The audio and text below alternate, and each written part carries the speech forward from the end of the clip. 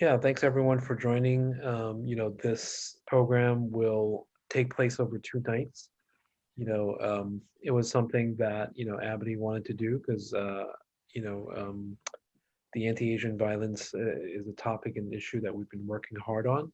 And the Manhattan DA is an important DA position. All the DA positions are critical, but the Manhattan has always been sort of like center stage in our city, and it is a influential position both here in New York City as well as nationally. So we thank you for coming to join us. We've got some really great questions. We're really focused tonight because we've got half an hour with the candidates, and we're hoping to get to the heart of the issues and to maybe have some questions and answers that you might not have heard before. So, without further ado, I think I see our candidate and we can welcome her. And I'm going to give it to Young to introduce us. So Candace, can you put Lucy on when she gets in? Sort of. Hi, Lucy. Welcome. Good evening, everyone. My name is Yang Chen. I'm the Executive Director of the Asian American Bar Association of New York, also known as AABANY. And we're glad to have you all here. And by way of quick introduction of AABANY, we are currently about 1,500 members strong in New York City and state. We are the largest minority bar association in New York City, and I believe in the country. We are also the largest affiliate of NAPABA, which stands for the National Asian Pacific American Bar Association. And we're privileged to be able to host this very important forum. Back to you, Chris. Thank you, Young. And so Lucy, once again, thanks for making the time and joining us. This is a, crunch time, right, so to speak, for the Manhattan DA race. And so, before we jump into the questions, which will be focused on issues that are important to the Asian American community, would you like to just speak about yourself and introduce yourself to our audience? We're live streaming on YouTube, and we will be recording it there. So feel free to tell us a little bit about yourself and introduce yourself to AABANY.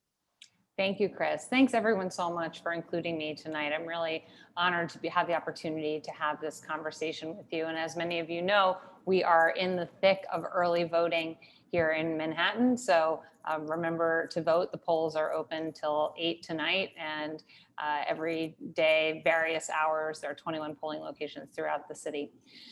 I served as an assistant district attorney here in Manhattan for many years, handling the most serious, violent, and complex cases. I've also run a national criminal justice reform organization, working with district attorneys across the country, seeking to implement policies designed to dismantle mass incarceration, reckon with racial injustice, without compromising public safety standards.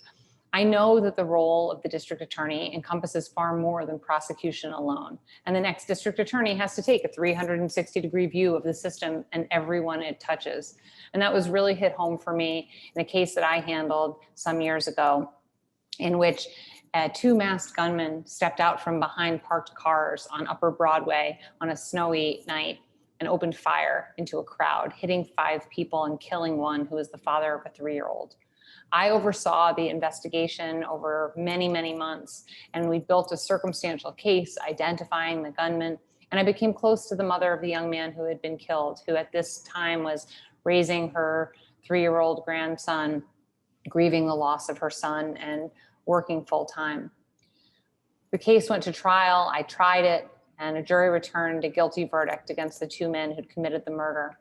The following morning, I called the mother of the young man who'd been killed and asked her how she felt. She replied, "I slept all night for the first time since my son was killed, but when I woke up, all I could think about were the moms of those 2 boys." And she was referring to the mothers of the 2 men who had just been convicted of murdering her son. This incredible generosity of spirit inspired me to build a first of its kind college and prison program, to bring assistant district attorneys inside New York's prisons, to work on criminal justice reform alongside incarcerated New Yorkers in a new model for CLE, for prosecutors, to bring them closer to the people about whose lives they are making decisions day in and day out. I have taught that class over the past 3 years to many assistant district attorneys in Manhattan. It has scaled to and expanded to other district attorneys' offices. And I do see it as a new model for encouraging prosecutors to engage with communities in deeper and in different ways. And I'm really proud to share a recent victory that's related to the class, which is that a formerly incarcerated colleague called me this summer and said, I want to get SNAP benefits inside prison. And I said, I don't know what you mean. And he explained to me that you're entitled to food stamps when you're released from prison, and that you can't fill out the paperwork until you report to parole. And then it takes 8 weeks for the paperwork to be processed in order for people to get their food stamps. So, of course, this is not just a crisis of human dignity, that people who are released from prison and are often unhoused and unemployed don't know where the next meal is coming from, but it's also a public safety problem, because we know that that's when people are most likely to get caught up in the system again. So together, he and I went to the Department of Social Services and brought together a meeting that included the leadership of several state prisons. And I'm very proud that just last week, City Hall has approved our pilot program in 3 state prisons to bring the paperwork into prisons 8 weeks before folks are released, so that they can fill it out and get their food stamps immediately upon release. And that's the kind of problem solving that I intend to bring to the district attorney's office. I'm really pleased to have talked to some of you who are on the call tonight, and other Asian American and Pacific Islander, New Yorker groups about my commitment to addressing the increase in Asian American hate crime, and have had those conversations ongoing over a period of many, many months that preceded the tragedy in Atlanta earlier this year. Looking forward to your questions and conversation, and hope that you will all take a look at the many comprehensive policy plans I've set forth, I think upwards of 27 now, on my website, which is votelucylang.com. Great. Thank you, Lucy. And we're going to have various members of AABANY, and I'll introduce them, sort of ask you different questions, sort of related. And thank you for your introduction. Your career in the DA's office spanned both Morgenthau and Cyrus Vance. And so both of those sort of eras, Morgenthau is of course much longer, and you kind of have a reputation as like sort of the insider, a reformer insider who spent many years within the district attorneys, and then after that went to academia. So that's just a little bit for our audience. And then just a reminder that voting is not ranked choice, because that's New York City. And in this particular election for the Manhattan DA, it's a state election. So there's just one choice that you have, that you make. And so I think without further ado, I'm gonna ask Karen Yao, who is a board member for the Asian American Bar Association, to ask a question of Lucy Lang. Thank you so much for speaking with us. As Chris said, I'm Karen Yao. I'm a civil rights lawyer and an AABANY board director. So Asians constitute about 14% of the New York City's population and more than 10% of Manhattanites. Yet Asian Americans constitute a significantly smaller number of ADAs in the Manhattan DA's office, and almost none in the top leadership positions. So will you have Asian Americans DAs in the top leadership positions? And how will you ensure that? I absolutely will. It's an area of real concern to me. And part of it is from meeting with CCBA prior to and in the early stages of my campaign. And there were some young women in the conversation who, when we talked about issues like anti-Asian hate and others, and they raised the fact that they felt that the district attorney's office, there were not enough people who looked like them, that they couldn't imagine a career in the district attorney's office. And it really, it really bothered me to hear young women in particular who were looking at this office. I mean, we were literally across the street from the district attorney's office, who felt like when they looked at that office that they didn't see a place for themselves there. So it is absolutely my commitment to you to make sure that the composition of the district attorney's office, not just lawyers, but non-legal staff, social work staff, and others include Asian American representation. And I also don't pretend that representation alone is going to be a panacea to addressing issues of systemic racism and concerns around hate crime. That of course it's critically important that there be a diverse workforce, but that is only one step towards more inclusive, mission-driven education of the whole office to make sure that the entirety of the office has culturally appropriate training to be able to handle complaints that come from Asian American and Pacific Island community members, and of course, increasing opportunities for reporting in multilingual and various locations to make sure that community members who may historically have felt alienated from the DA's office, or that they are unable to report because of a variety of obstacles, are able to increase reporting. So yeah. I have a follow-up question to that. Manhattan, unlike Brooklyn and Queens DA's offices, right now does not have dedicated prosecutors who only pursue hate crimes. Instead, they are assigned to prosecutors who also have, full-time caseloads of other cases. So will you develop a independent unit of ADAs and investigators whose work will focus exclusively on hate crimes or hate motivated incidents? I will, and that is something that has come out of my conversation with community groups as well, that as you know, the leadership even of the district attorney's office hate crimes unit is a very able lawyer, but is someone who also oversees cold cases. I mean, this is simply too much for one attorney to oversee. So I am intending to create a freestanding unit that includes full-time attorneys and non-legal staff to better support prosecution and investigation of hate crimes, and of course to provide the supports that victims need. So I've set forth a comprehensive plan for that on my website. Please do feel free to check it out. Oh, and I realized that I didn't address the second piece of your earlier question, which is, how will I ensure representation? And honestly, it's going to be from collaboration with organizations like yours. I mean, I see no better partner than AABANY in helping to recruit lawyers at every level. New lawyers and experienced lawyers to be integrated into the next generation of the Manhattan District Attorney's Office. Well, we look forward to working with you. Me too. Chris, back to you. Yeah, thanks, Lucy. And like AABANY, we have this tracker that we've been putting together through the work we've been doing on anti-Asian violence, and in this year so far, we're almost through the middle of it. We track at least 59 incidents of anti-Asian sort of like attacks within Manhattan itself, and we've actually asked the Manhattan DA's office at least twice to have a meeting to discuss this and other cases that we've seen sort of on the news, and I would say that unfortunately we haven't heard back. Although we have, sort of gotten the names of certain people to follow up with, and we've requested a meeting, but just to let you know, in terms of, sort of our current communication with the Manhattan DA's office, we unfortunately are at that, sort of, position. Well, that is extremely alarming to me and will end under my administration, I assure you. Yeah, thank you so much. I'm going to turn to Karen King, who is chair of the pro bono committee. It's too long of a committee for me to say. If Karen King. No worries. We'll jump right in.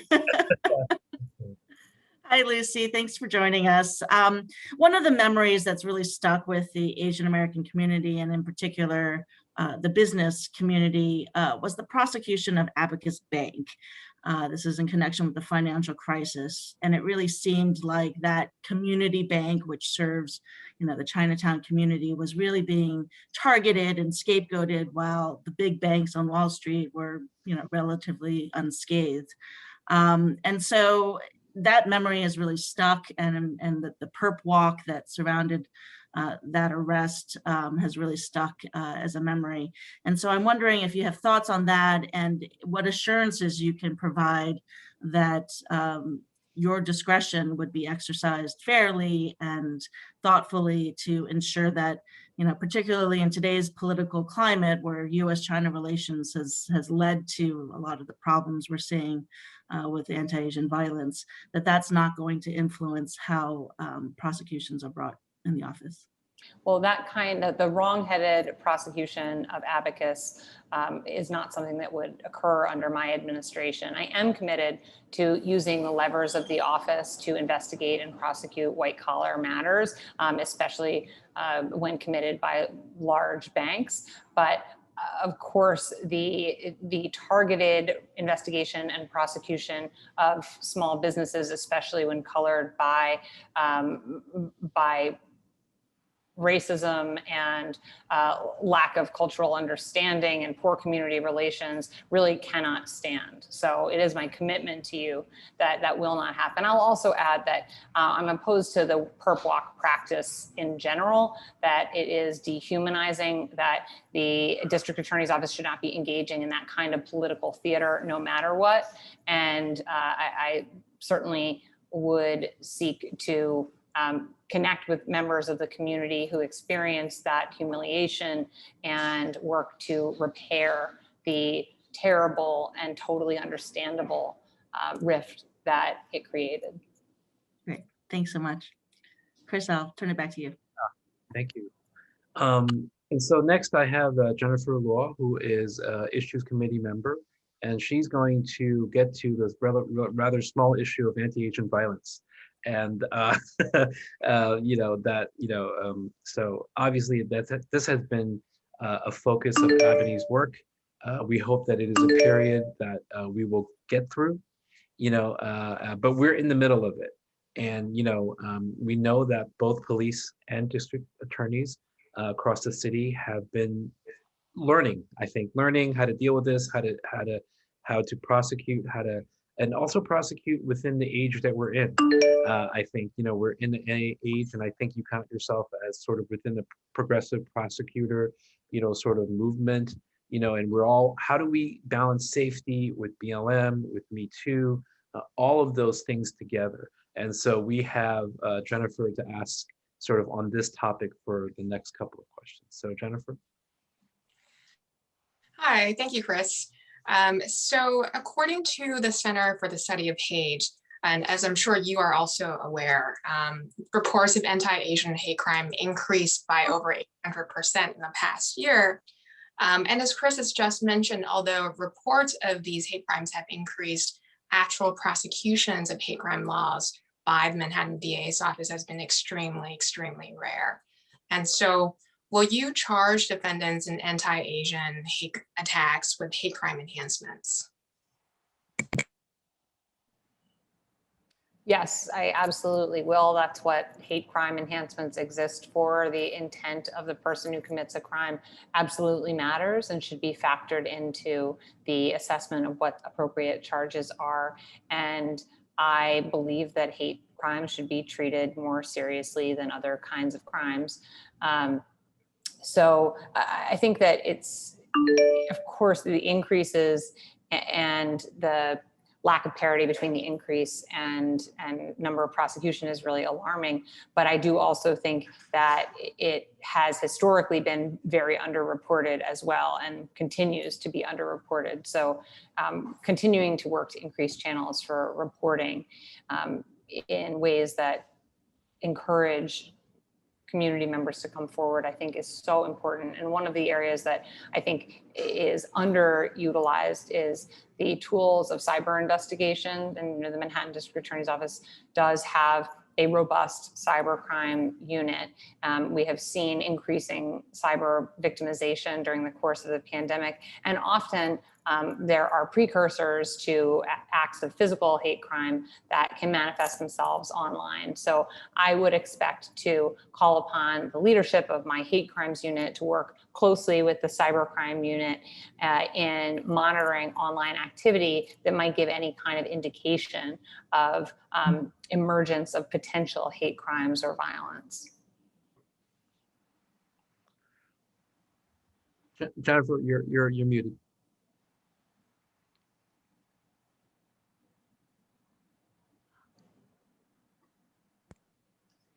Great. There's one at every party. Yeah, so I want to ask you a follow-up question to your promise about creating a special hate crime unit. What exactly do you, what are the details that you envision? For example, how many prosecutors will you put on it? what is the amount of funding that you will give to the budget for this unit? How many translators are you going to staff? So those are questions that will depend, I think, in large part on what the inputs are from working with all of you. Because to me, the idea of sitting up on the 8th floor of One Hogan Place and saying there will be 1 chief and 2 deputies and 4 lawyers isn't quite the right approach. But that I need to work with the number of incidents that you all have tracked, work with you to understand what the multitude of issues are of them, make sure that we have a handle on the range of languages that we need translators for in hiring translators, make sure that we identify social workers who have what I think has historically been thought of as cultural sensitivity training, but I think is really more about cultural humility. But that we have social workers, especially who are from communities who are victimized by hate crime, who are available to work with hate crime victims. So, I could sit here and say I would expect it to be half a dozen people or 10 people, but I just think that it would be a bit more responsible matter of governance to say I will commit to there being full-time staff to work on the issue, and it will depend on what we collectively decide is appropriate. And I invite AABANY leadership to participate in my transition into office and then to stay on in advisory capacity as well. Good to know. Now, in instances, even where hate crime charges have been brought or hate crime related or charges have been brought in instances of anti-Asian attacks, right? You still have these defendants who are released shortly after arraignment, and then they go on to attack more people. So we have, for example, one instance very recently of a man who attacked 3 separate Asian people every time after release from an arraignment. So how will you address this issue?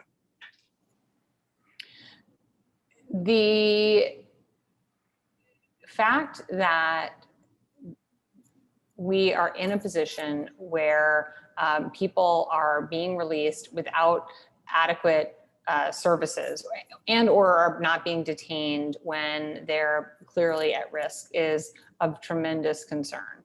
So I do intend to seek that people who are a flight risk are and potentially are going to are at risk for causing harm to others in the community, that they're not in a position to do that in the future. And one really critical way is investing in building out supervised release. So making sure that folks who are suffering from mental health challenges, for example, are given the supportive services they need, are provided with regular check-ins, are complying with the terms of their release if they have to be out as a result of either the law or the judge's decision. I see. And what is your position on seeking cash bail in instances involving hate crimes? Well, I'm, as a general matter, opposed to the use of cash bail. My own view is that people should not be held simply by merit of the fact that they can't pay. And the reality is that cash bail has basically been used as a form of remand in New York County historically. So I think that if people are cannot be out, that they should be remanded, and otherwise that they should be released to the community with various levels of supervised release to ensure that they and the community are protected. And actually, let me just jump in here. The supervised release sort of part of it would have to be sort of out of New York City government, right? Or state government. Who would build out that sort of structure? It wouldn't be the DA's office, right? Well, it actually could be in part. I mean, as I understand it, right before the pandemic, supervised release was collaboration between the Mayor's Office of Criminal Justice and the District Attorney's Office. And it's an area where I think the DA's office would be very wise to invest meaningful resources to ensure that people comply with the terms of their release for precisely the kind of concerns that you've raised. Right. If I have time to ask just one more question. So regarding charging in anti-Asian hate crimes, right? What are your thoughts on charges like aggravated harassment, which are essentially misdemeanors but are not hate crimes, right? Versus the actual use of hate crime enhancement and hate crime laws. Well, it certainly depends on the facts of the case, of course. If there is any evidence that a hate crime has been committed, I think it is appropriate to bring those charges, not only because there's potential for enhanced penalty, which may or may not be appropriate depending on the facts of the case, but also because it's important for tracking purposes. That when cases are not identified as hate crimes, it contributes to the perception that this is not a problem that warrants its own set of resources. Great. Thank you. And I'm going to turn it over to our audience. We have a very specific audience, and I'm going to sort of invite them to type a question in. We've made this not a webinar presentation, but a regular Zoom, because we want people to the extent possible, engage in a conversation with the candidates. So, I want to give the people here a chance to do that. And while they do that, I just also wanted to say that I learned that your grandfather was a philanthropist and was a very famous one. I think I saw a 60 Minutes story on him when I was a kid. If that was, I think, the right news, where he walked into, I don't know, it was a New York City classroom and had sort of promised everyone who went to college that they would, that he would pay their way through college. And so that was very iconic, because I think I was in junior high school when I saw that story, and I was like, oh, I know that guy, because it rang deep in my, so I just thought, anyway. Oh, well, thank you for sharing that, Chris. Actually, when he made that promise, it was the year I was born. It was just about 2 months after my birth. So I kind of grew up alongside that class of young people. And to backtrack, my grandfather was the child of immigrants. He grew up in East Harlem, and he only went to college himself through the largesse of a stranger. He was waiting tables at a restaurant, and a wealthy patron noticed his quick head with numbers and ended up offering to pay for him to go to college. So he went to college and then on to business school, and then on to some business success. And so when he went back to his alma mater junior high in East Harlem to give the graduation remarks in 1981, the teacher, or rather the principal, told him that 80% of the kids were not going to graduate from high school, much less go on to college. So he scrapped his remarks and he made this impromptu promise to that if they finished high school, he would put them through college. And he quickly realized that just that promise, the incentive, was not enough to get these young people through high school. So he built a program that's now the National I Have a Dream program, to provide supports to help get kids through high school and then on to college. And it's been awesome to have the support of some of those young people in my candidacy. And it's very much seeing how the opportunity to have a college education helped not just one young person, but it helped to kind of change the trajectory of a family's life, that led me to build my college and prison program. And it's been so rewarding to see that people who serve prison sentences, one of my very first students is now a full-time student at Columbia, who just got a Truman Scholarship and is law school bound. So it's amazing what college can do. And education is very much at the core of how I think about solving criminal justice issues as well. Yeah, the college and prison, that was, that is a pretty amazing program, and you've got a history of that in your family for the importance of that. So it's great to sort of follow that thread. There are, many other candidates. Oh, we've got a question from Annie. Annie, did you want to unmute and ask it? Yes, thanks, Chris. So my name is Annie Wong, and I am an attorney with the Asian American Legal Defense and Education Fund. And of course, we're also very concerned about the recent rise in anti-Asian hate crimes. So my question is whether you would be open to and committed to working with community-based organizations in your capacity? Absolutely. And insofar as that is not happening at this stage, that's something that needs to change on day one, because these are questions that have to be informed by community perspectives. And I think that, of course, wherever possible, that hate crimes should be identified as hate crimes. And when not possible, the community needs to understand and be part of the decision-making process, so that there is increased trust between the district attorney's office and the community. I mean, especially I know I mentioned before the proximity of the DA's office to Chinatown, but I do think that that's a really relevant part of the analysis. The district attorney's office is so connected to Manhattan's Chinatown community, and really could do a far better job of integrating into community activities, not just in being more part of the fabric of positive parts of the community as well. I was amazed to go down and visit the COVID clinic on, I guess it was on Baxter Street a couple of months ago, and to learn how incredibly quickly Chinatown managed to through community-based organizations to really activate to get the entirety of Chinatown vaccinated.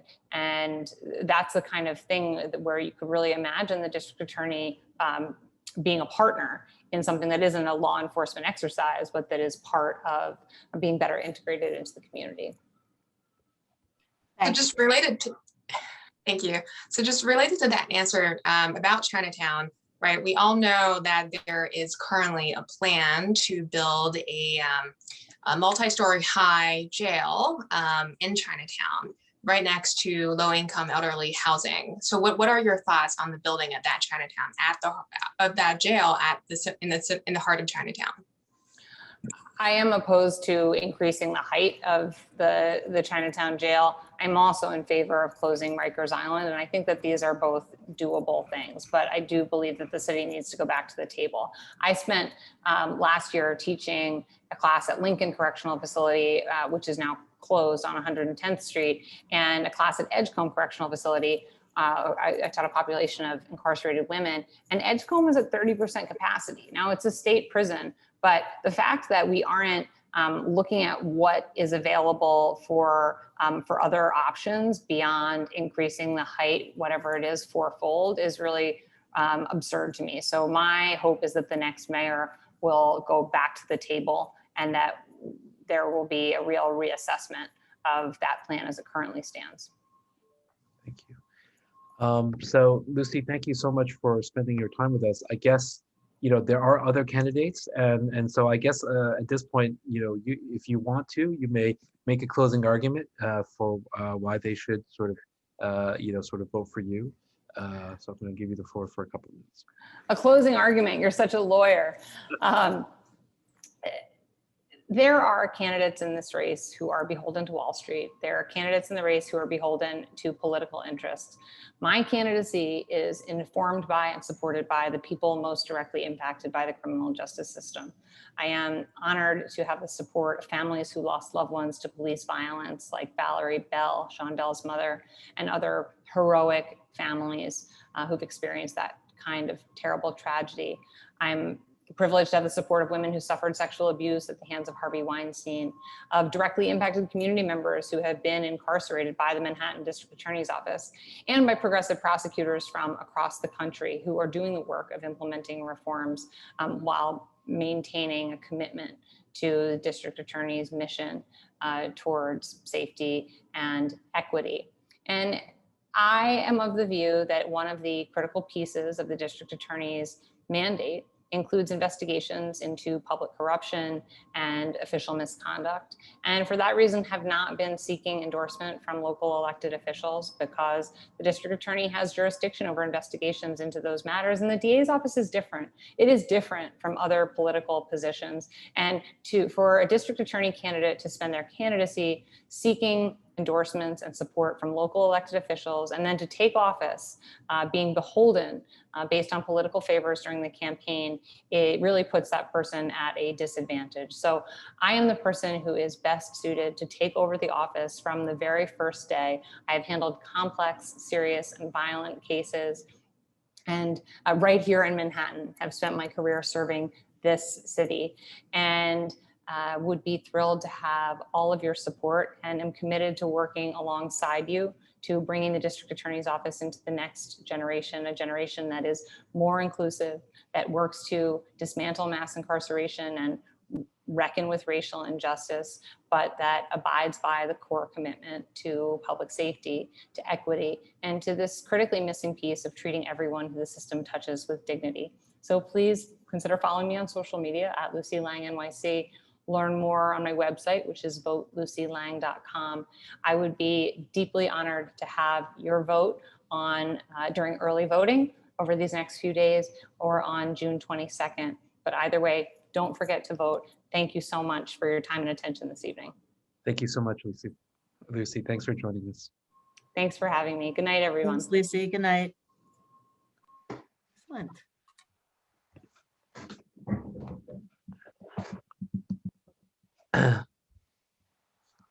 Welcome, Alvin Bragg, to AABANY's conversation. It's nice to have you here. We'll let his audio connect fully. Alvin, it's so nice to see you. Welcome. Great to see you, Chris. Same here. So now that we've got the you're speaking, we can hear you out of the way. That's it. That's only one time. So, so welcome. I'm going to have Young just introduce. Young, did you want to introduce AABANY again? Just sort of, okay, yeah. Although Alvin knows, but yeah. Welcome everyone. This is the Manhattan DA Candidates Forum being hosted by the Asian American Bar Association of New York. And we are the largest bar association, minority bar association in New York, with approximately 1,500 members. And we believe that makes us the largest minority bar association in the country. And we are certainly the largest affiliate of NAPABA, the National Asian Pacific American Bar Association, out of some 90 affiliates. So we're very happy to have you here, Alvin, and welcome everyone. Happy to be here. And you know, Alvin is a longtime friend to many people within AABANY, so no secret of that, you know, and long respected, been a reader of the Anti-Asian Violence Report for us and given us great comments, and we welcome him. We will ask him the same questions that we ask of everyone, you know, but why don't we start with Karen Yao, who is a board director for AABANY, and I'm just going to give it to her. Thank you so much. Well, Alvin, thank you so much for joining us. It's really good to have you here tonight. As you know, I'm a civil rights lawyer, and I'm also an Albany board director. As you know, Asian Americans constitute about 14% of the New York City's population, and more than 10% of the Manhattanites. Yet Asian Americans right now constitute a fairly small number of the ADAs in the Manhattan DA's office. And most probably concerningly, really none in the top leadership positions. So the first question is, will you have Asian American DAs in top leadership positions in your administration, and how will you ensure it? Yes, without question. You know, one of the things that is, you know, most troubling about DA's office, if you go to the website and just do the drop-down menu of the senior leadership, it's stunningly non-diverse. I think it may have changed a little bit in the last couple months, and certainly throughout the ranks, it's stunningly non-diverse. And the void you just mentioned, you know, is conspicuous in its absence. So I plan to change that, and you know, I think, you know, several, you know, I was in leadership at the New York Attorney General's office, and, you know, we were very focused on this issue. And one way that we addressed it was by turning to bar associations.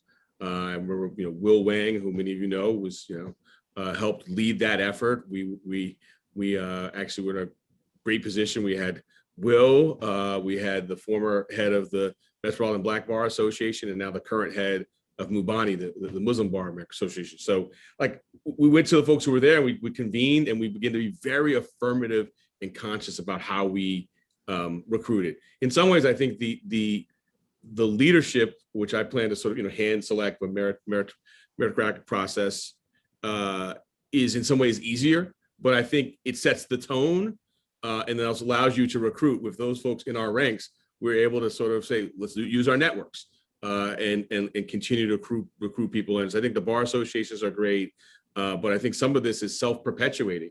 You get people in, and then also you have to treat people well and focus on professional development, focus on what the workforce is like, and that we're not a workforce of all white males and what that means. And that helps recruit more people. And I think we were very conscious about that and self-directed at the New York Attorney General's office. And I plan to sort of bring that focus. And I think we see the effects of this in some of the prosecutions the office has brought. I mean, this is not symbolic, right? This is substantive. This void, I don't know for sure, but probably helps lead to the abacus prosecution, not having voices within the office. This void probably contributes to the inadequacy of the hate crimes investigations we see. So this is, and I know I guess I'm preaching to the choir a little bit here, but this is not just a symbolic issue. This is substantive. This affects the way officers do work. So I've done this before, and I'm be very conscious about it. And I think I'm a Manhattan exceptionalist. I love this island. We've got so much talent here that there's no excuse. Maybe if we were in some other part of the country that was not so diverse, not as talented, but right here in Manhattan with all this talent, there's no excuse. Mm-hmm. Well, thank you for focusing on developing a virtuous cycle. Well, Manhattan, unlike Brooklyn and Queens DA's office, right now does not have dedicated ADAs who pursue hate crime cases. Instead, they carry caseload that include many other charges. So will you develop a special unit of ADAs and investigators whose work will focus exclusively on hate crimes or hate motivated incidences? Definitely, and expertise matters. Dedicated resources matter.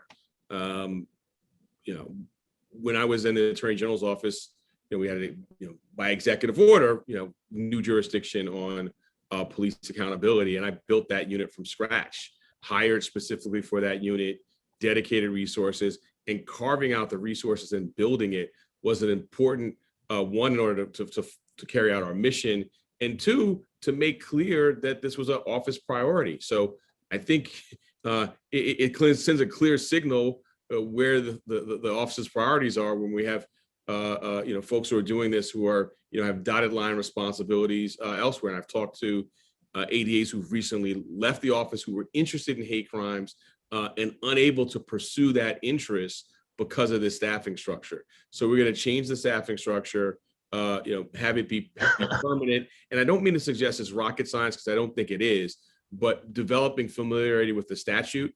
As you all know, one of the few criminal laws that requires proof of motive. So developing expertise there. I think more important than that even is developing expertise with communities and developing the relationships so that people feel that there's an environment to come forward. So there's a lawyering component and there's an outreach component. And I think given what I've seen out of the NYPD, particularly on the law, the NYPD spokesperson said a few weeks ago, and I was on 60 Minutes Plus talking about this, if there's no articulation of animus at the scene, we're not going to investigate it as a hate crime. That's just an inaccurate statement of law, a really myopic view. But you know what? Like, that's the prosecutor's job to step in and say, well, the NYPD spokesperson doesn't decide this. This is a legal decision. So I think there's the legal expertise and the community-oriented outreach. And I think we have dedicated resources and develop staff on these issues. Well, we look forward to working with you, Alvin. Well, back to you, Chris. Thank you. And Alvin, I was, talking maybe a little too much about how we all knew you, but not everyone does. So I wanted to give you 1 to 2 minutes to introduce yourself to those that perhaps might not know you and your candidacy. Great. No, thanks a lot. I appreciate that. I do see a number of names I don't know. So look, I'm running for Manhattan District Attorney in large part, and I think many of you know me professionally, but the kind of genesis of this really goes back to growing up in Harlem during the 80s, during the height of the crack cocaine epidemic. I had 6 gunpoint incidents before I turned 21, 3 with NYPD during unconstitutional stops, falsely accused of crimes, and then 3 by people who were not police officers. And those early experiences really focused me on, the duality of fairness on the one hand and safety on the other, and the fact that they're inextricably interwoven. Here I was being stopped by the police at gunpoint for my safety, and yet I was not any safer. So that's what I focused my career on, starting out as a criminal defense lawyer and a civil rights lawyer, then becoming a federal prosecutor, where in addition to kind of street crimes and police accountability work, I also did public corruption work. And then ultimately, and I think where I know several of you from, working at the New York Attorney General's office, where I first led the 100 lawyer social justice division, doing labor, healthcare, civil rights, and healthcare enforcement. Then ultimately serving as chief deputy, overseeing the whole office of more than 1,500. Now I'm at New York Law School as a visiting professor teaching criminal law classes. I co-direct the Racial Justice Project there, and in that capacity, oversee and direct I was in court, in the first department a couple of weeks ago, representing Eric Garner's mother in a transparency case against the mayor. So all those experiences lead me to that dual vision of both safety and fairness, a system where we would shrink the footprint, pivot away from cases that, in my view, don't involve public safety, and focus on cases like hate crimes, like gun trafficking, like sex offenses, that I think we're sitting around and talking about and concerned about. Focus our system there, and doing that with both integrity vis-a-vis our officers and our prosecutors, and then also focusing on what is really special about Manhattan, both City Hall and Wall Street. Focusing on that as a significant part of our docket as well. Thank you, Alvin. And I'm going to turn over to Karen King, who is the chair of the Pro Bono Committee here at AABANY, and she's going to ask you the next question.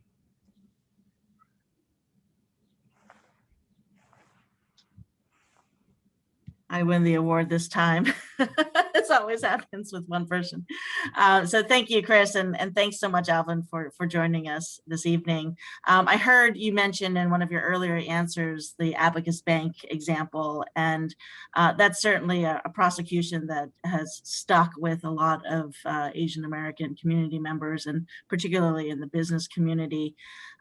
Just given that the geopolitical situation between US and China is so tense right now and has had really horrible ramifications for our society, and really infected a lot of the interactions on the streets. What assurances can you give us that the discretion that you would use as the DA in choosing who to prosecute, that discretion would be exercised carefully, thoughtfully, and with an eye towards fairness, and recognizing that sometimes the political situation and the pressures of that can be on the prosecutors to try to find scapegoats for problems like the financial crisis, and which, in that case led to a small community bank servicing Chinatown being prosecuted while the big banks on Wall Street were untouched. So hoping you could comment on that. Look, I think prosecutorial discretion is really the hallmark of good prosecution. We had a saying in both the U.S. Attorney's Office where I work, which I carry with me to the Attorney General's office, is judge me not just by the cases I brought, but by the cases I didn't bring. And that's a significant saying that we've got to live by. And never should we bring a case because of political pressure. I also add, we shouldn't hesitate to bring a case that we should bring because of political pressure. So what I would tell my team was, be mindful of the world. I mean, we're not going to be oblivious. We live in it. But you're never going to please anyone everywhere. If you wanted to reverse engineer these challenging cases. So we were going to do the right thing anyway, but embrace it. I would say it sounds a little bit, kitschy, but justice is its own reward. And I think that's why it's important to build strong internal cultures. There are going to be times when you kind of have to almost be in a cocoon. And I've done a number of challenging cases. So I guess for a lot of the things that people ask me, I just say, look at my record. Prosecuting an FBI agent for lying, at the same time while working with the FBI agent. That was a case that I think they were mad at, not just me, they meaning the FBI, but also my boss, Preet Bharara. I prosecuted the former majority leader of the state Senate in a bribery scheme, which also included a prosecution of a council member, an upstate mayor, and a deputy mayor. We made both parties mad. It was a Republican independent, and I think Malcolm Smith, who was the head of the indictment, I think he'd been a Republican independent and an independent. That's just what we have to do in terms of what cases we bring. But also, I have the prosecutorial history to know what not to bring. So the first time I sat down with, Chantarelle, Jill, and Vera, the Sung sisters, at first I said, I've tried a mortgage case, right? Like I had to watch 5 minutes of that documentary. And after 5 minutes, I was like, this is a crazy case that was brought. You look at the default rates. I was like, I've tried a case involving mortgage fraud, and it didn't take, more than 5 minutes to figure out what was going on here. So I think we've got to, push aside any political considerations. But I'll say the flip side, and I mentioned some of the public corruption cases in the U.S. Attorney's Office, when I was in the AG's office, which is perhaps more akin to this because it's right an elected leader. We brought some cases that people said you're doing it because of politics. And I want to tell you about our thinking on that. So, when we did the Trump Foundation case and sued Trump and his children for their misconduct there, a civil case, but obviously one with, significant ramifications. The question we asked is, would we bring this case if it were anyone else? And our answer was yes. And I remember sitting around a table with Barbara Underwood, going through the facts, and the answer is yes, then you do the case.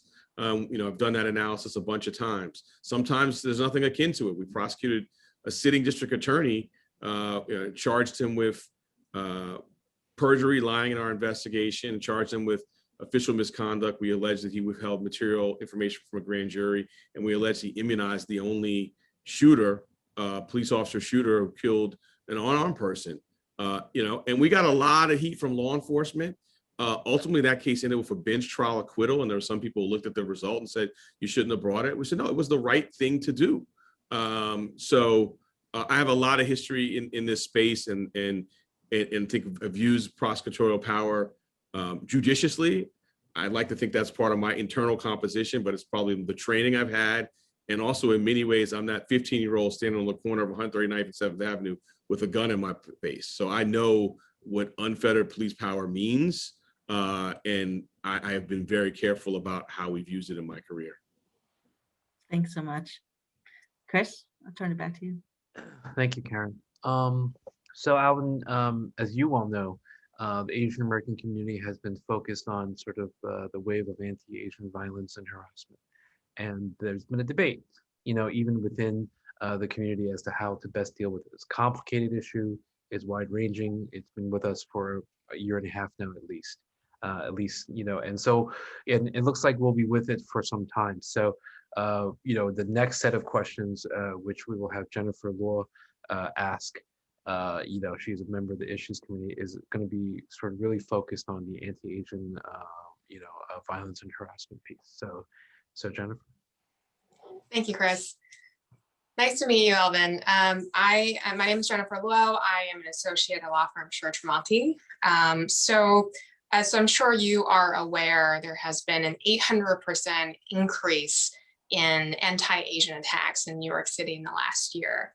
And so because of that, right, there's been a strong sense of hopelessness in the city among the Asian community. There initially had been issues and concerns about the lack of reporting, and now we've made some significant progress in that reporting.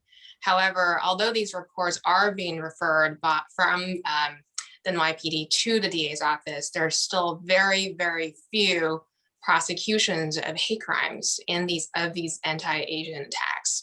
So I think you said in an earlier Q&A forum that you would only bring hate crime enhancements in the most heinous cases? And I'm just curious, what is your definition of heinous? Yeah, no, that's a great question, and I'm happy to kind of pull out the penal law, the professor of me. I view the hate crimes, and I'll do it in broad strokes. You tell me if you want me to drill down further in sort of different categories.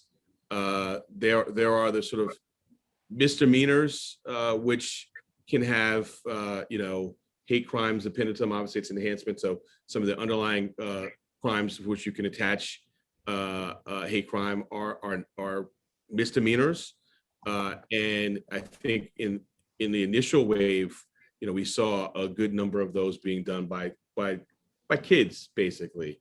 Not that it excuses it, but they were nonviolent, and they were things that I thought could be addressed by one, charging, and so we have the recording and documenting, but not necessarily adding the additional time.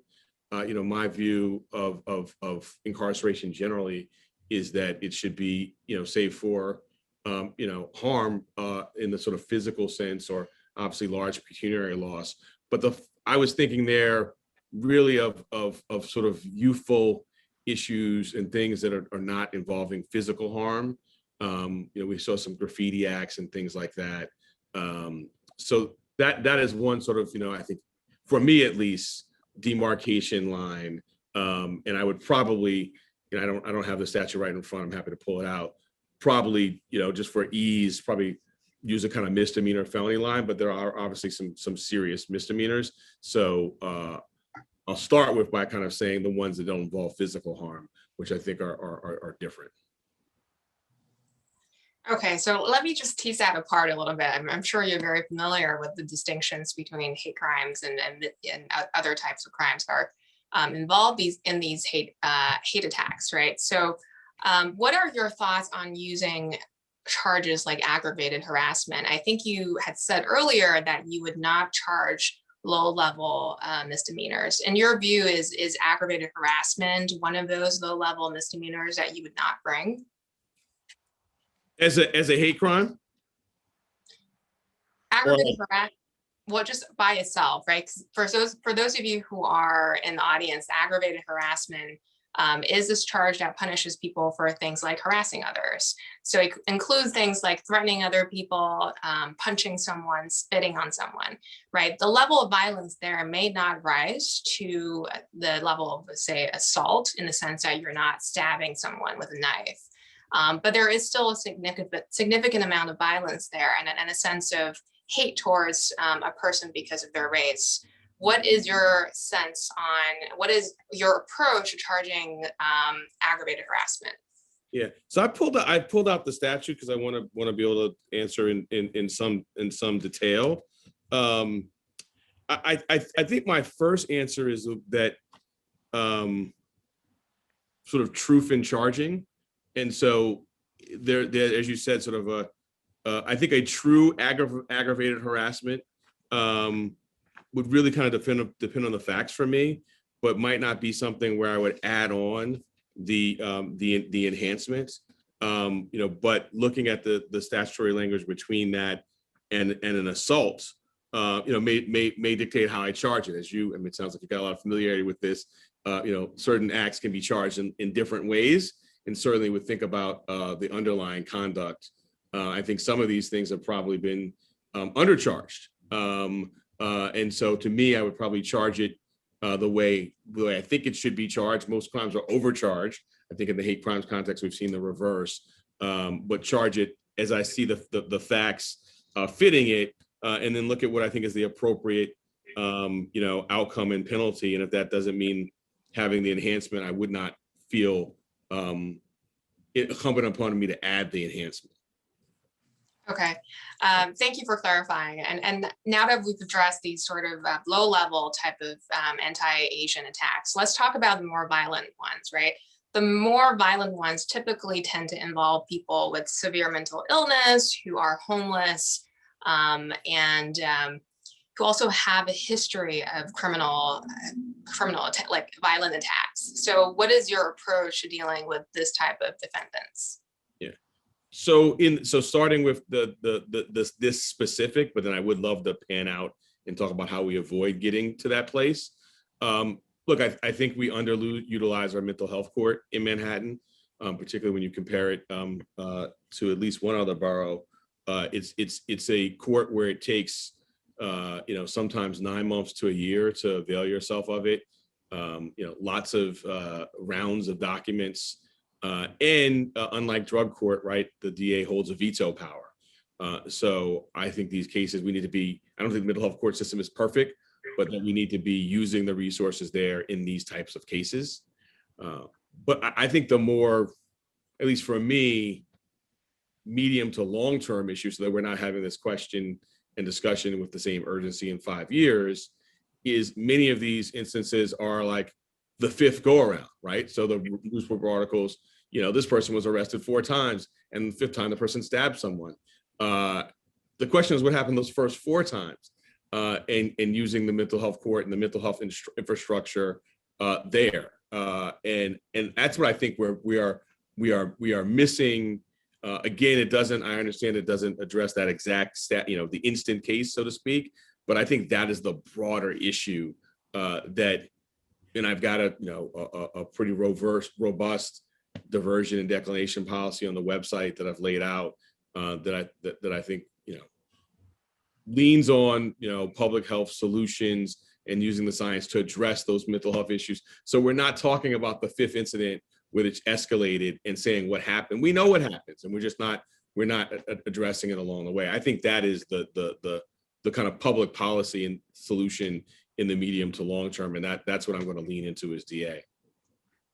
If I could just sort of come in and just sort of begin to sort of draw out the lens a little bit more on that, Alvin, because I think that I'd like to do that just before we go on, Jen, just about sort of mental health and how we can take care of the people, because we're all New Yorkers here, and and we're in the middle of this sort of pandemic that has triggered sort of all these crises that are crashing into one another. De Blasio sort of stepped away from criminalizing homelessness, right, which I think most of us on this call would agree, that was a great move.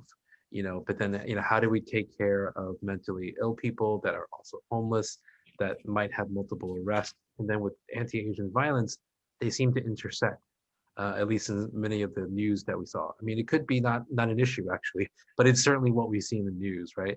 So to that extent, Alvin, I don't know if you wanted to continue to talk about it or just to sort of just say, and I know you've got very detailed plans on there, but to me, it seems like a really important sort of discussion that we need to have right now, because we're changing, the mayor, the DA, right? So all these things are about to come into play.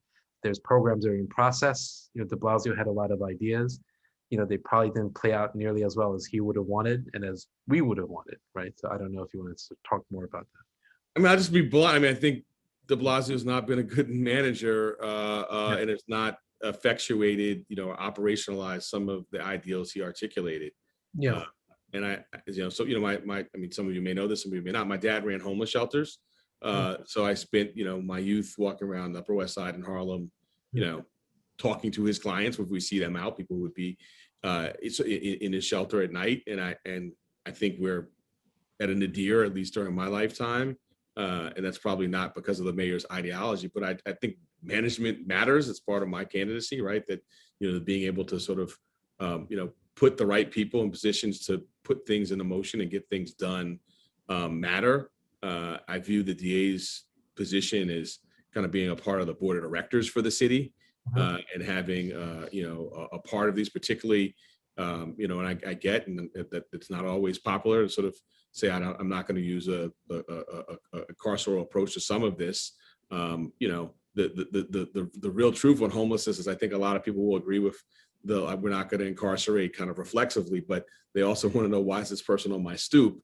And so working with the mayor to address those things using, I think my top 2 priorities for the DA's forfeiture funds, would be reentry and mental health. So I've always found that when you show up at these intergovernmental conversations, when you come with a little budget backup, you get heard a little louder. So certainly we have plans to sort of, try to prioritize that. But I think a lot of it is management. We also have a fair amount of free housing stock. I don't want to get too far away from the DA's core roles, but certainly would be a participant in those conversations, lest we end up just reflexively incarcerating again because people are throwing their hands up. I certainly won't. I won't let us be in that space, but I also want to help be a part of solving the issue. And forgive my ignorance on this, but like we've read things like the Manhattan DA can seek forfeiture of assets, and because it's Wall Street, there's like $800 million. That kind of money, is that essentially unrestricted and sort of can be used in the way that the district attorney sort of sees fit? It is quite unrestricted. It is dwindling, and the process is opaque. So, I mean, there was an audit, I think now a couple of years ago. One thing I want to do with that process and make it more, I mean, some of you may have council members that use a community budgetary process. I want to have it so I put guardrails on it and articulate priorities like reentry and mental health, but then have more of an open process where people have a say. It's an odd construct where we have the DA essentially doing budget allocations outside of an appropriations process. So I've got the political science major in me has some discomfort with that. And so I want to involve the public, but I do want to have guardrails and identify kind of major priorities, and mental health and reentry would be at the top of my list. Right. And, it's a very special situation, right? It's Manhattan, it's a financial industry.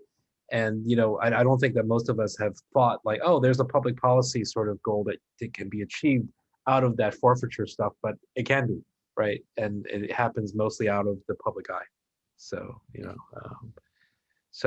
Jen, sort of, you want to sort of follow? Yeah. Thanks. And can we, I would love to just, and this may be too in the weeds, but I got my penal law out. Yeah. And so the question about aggravated harassment, the reason why it's sort of a little murky for me is aggravated harassment in the first degree actually builds in the classifications, right? So I assume we should say aggravated harassment in the second degree, which is a class A misdemeanor, which even with the bump up from hate crimes is likely even under kind of current sentencing to be non-incarceratory. So to me, the distinction is not so much the bump up, but the incarceration. And so I think even if you're bumping up there, you're talking about non-incarceration. So I want to find a world in which for that, where I don't think, a class B misdemeanor, obviously depends on the judge, the circumstances, and the district attorney, but as a general matter, I don't think we're looking at incarceration or class B misdemeanor. So I think we need to find a world in which we're saying, this was a hate crime. It was motivated by that. As the legislative history says for hate crimes, this is a particular type of crime that goes to sort of, the undergirding of our society, but, not jailing someone for a class B misdemeanor as a general matter. So that I hope that clarifies the prior answer. So let me just confirm what you've said. It sounds like what you're going for is right, saying that because aggravated harassment usually does not result in a sentence, that you would be more willing to charge people who engage in lower levels of anti-Asian attacks, like spitting on someone, saying go back to China and hitting them, with aggravated harassment, or you are looking to charge them with something higher that actually results in a sentence? I guess what I'm saying is I want to convey that it's a hate crime because I think it's important to document that and record it. But particularly given upon the facts, am not looking to enhance, I think, in the way that the general public thinks of enhancement, which is jail. Mm-hmm. I see. Got it. And then let's talk about once these perpetrators are charged with hate crimes, or charged with misdemeanor, most of these cases, after arraignment, they're released and they can go on and repeatedly attack someone else. And we know of one person, right, who attacked 3 different Asian people each time after post-arraignment release. So what is your position on how do we stop this kind of situation from happening? And specifically, what is your position on cash bail?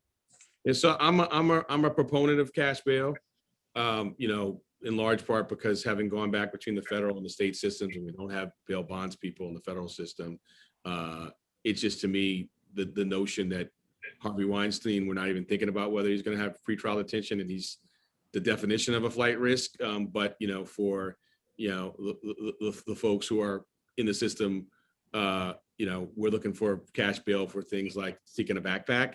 So I don't think we should have wealth as the deciding factor, but I do think what we need in the state system, which we have in the federal system, but did not get scaled up in the way I think many people contemplated, is pretrial services. As you mentioned, some of these acts are arising out of mental health.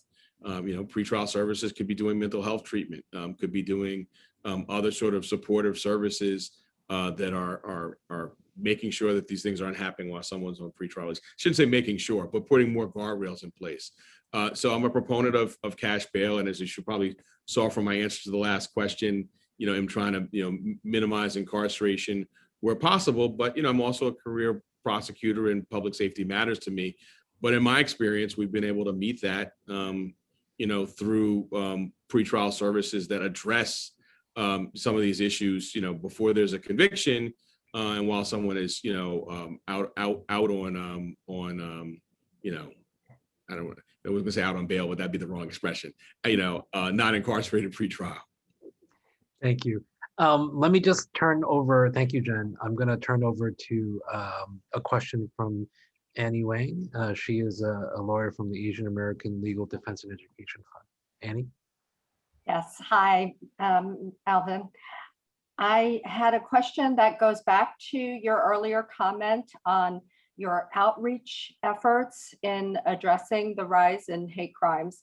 And so the question is whether you, in leading the Manhattan DA's office, would commit to working with community-based organizations when Definitely. crimes. I'm a product of community. I was on the New York Urban League. I'm a Sunday school teacher. I'm a Harlem Little League coach. My kind of theory on this, and I know that some candidates have different approaches, is not to build my own network, but to use the existing one. So I know some people, and I think it's a fair way to set it up. We're talking about having councils and things of that nature.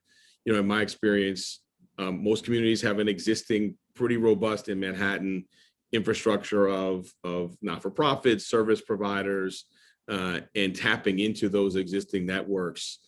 To me, I don't want government supplanting. Feels a bit paternalistic or maternalistic, but I want it sort of complementing and amplifying and supporting the existing work. Thank you. Thank you. And we have a question from Kevin Shi. Okay, thank you, Chris. Okay, so I have a question that in regards to, as we know that many immigrant workers are victims of wage theft, which can be seen as a form of economic violence. So how will your office approach wage theft cases, which is particularly epidemic among low-wage immigrant workers associations? So I know we've got at least one alum of the Labor Bureau from the Attorney General's office, which I viewed in many ways as the crown jewel of the office, which I had the privilege of overseeing. And I think we did pioneering work, and I want to bring it with us. We did both civil and criminal enforcement, and we're part of the kind of fight for 15 in terms of unions bringing us workforces that were being criminally or civilly low wages as they were organizing. Some of the most rewarding work of my career, and I think in particular, the staff there was amazing. I think one thing I was able to add was most of them were civil litigators and using the criminal techniques. So there's someone's got off the book workers and they're not paying them, and we need to show that they were going into work. Well, we put up a cold camera across the street and we can look at that. Not something traditionally done in a civil case, but we did that there. We had criminal cases where there were 2 sets of books. And so I'm fully familiar with this work. And the reason why we did it and really started doing more criminal work was because there was a void. The district attorney's office was really only doing it in the construction industry. We did it in retail, car washes. 2 of the most troubling cases of my career were in the home health aid context, where the business model was hire home health aid, claim a liquidity issue, pay a quarter on the dollar, pay a dime on the dollar next time, and then say, oh, I've run out. And then the person, having developed a relationship with their patient, stays on for some time, not getting paid, and then ultimately leaves because we need to earn a living. And then the employer just started the model all over again. So we've got that happening right here in Manhattan. And for me, this is an honest dollar for honest day's work. There's no more important case. If we were doing those cases all the day long, that would work for me. So it's a priority and something I've got experience with. And maybe connecting back to some of the earlier questions, I think one of the reasons we had excess in the Labor Bureau on this was staffing it with labor lawyers, people who care deeply about this, and not kind of we're doing a rotation among other criminal units and weren't invested in this work. And also we made the cases partnering with community groups, right? With unions who brought us the cases, with places like Make the Road that brought us cases, with local social service organizations. And so it's a pretty good example, I think, weaving in from Annie's question of sort of that kind of partnership that allowed for really robust and effective law enforcement. Thank you, Alvin. And we've gone a little bit over time, so thanks for spending that extra time with us. If you would like to make a closing argument to our audience as to why they should vote for you, you've got 1 to 2 minutes. Great. No, so first, thank you. I know that there are 8 candidates. So you've dedicated a lot of time to this endeavor, and I appreciate that. I obviously think it's an important race, which is why I'm running. I would just lift up what I think are really 3 key qualifications for the next district attorney. I've alluded to a few of them. The first is management. I think, as I criticized de Blasio, which hopefully I did with a appropriate amount of respect and criticism, we got to have people who know how to run these complicated organisms. So I've run an office that is in many ways more complex. I think it prepares me for the kind of culture change we need. So a sex crimes unit that focuses on centering trauma of sex survivors, an office that can do both policing cases and police accountability cases. So I think that's the first tranche that's important. The second is the litigation skills. That's what we're managing. And I think I've got the broadest and deepest experience. We talked about some of the public corruption. We also worked on the most significant antitrust case in our state's history, the most significant money laundering case of drug money I took to trial. And then pair that traditional law enforcement with my civil rights litigation. And I don't think anyone's got that breadth and depth. And I think that's important because Manhattan's docket is varied and we've got some of the most complex cases in the world.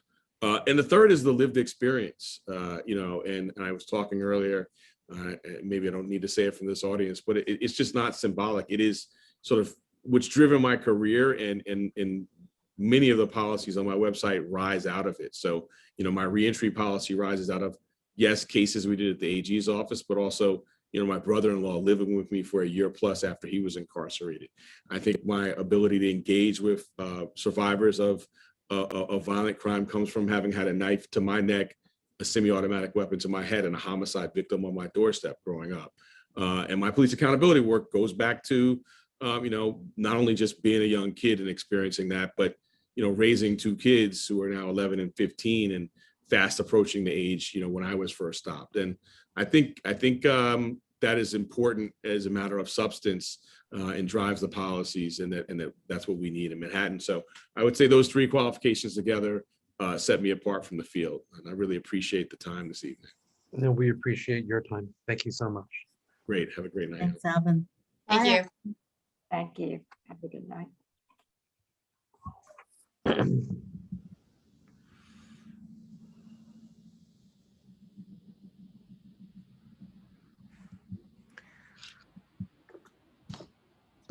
Hi, Tali.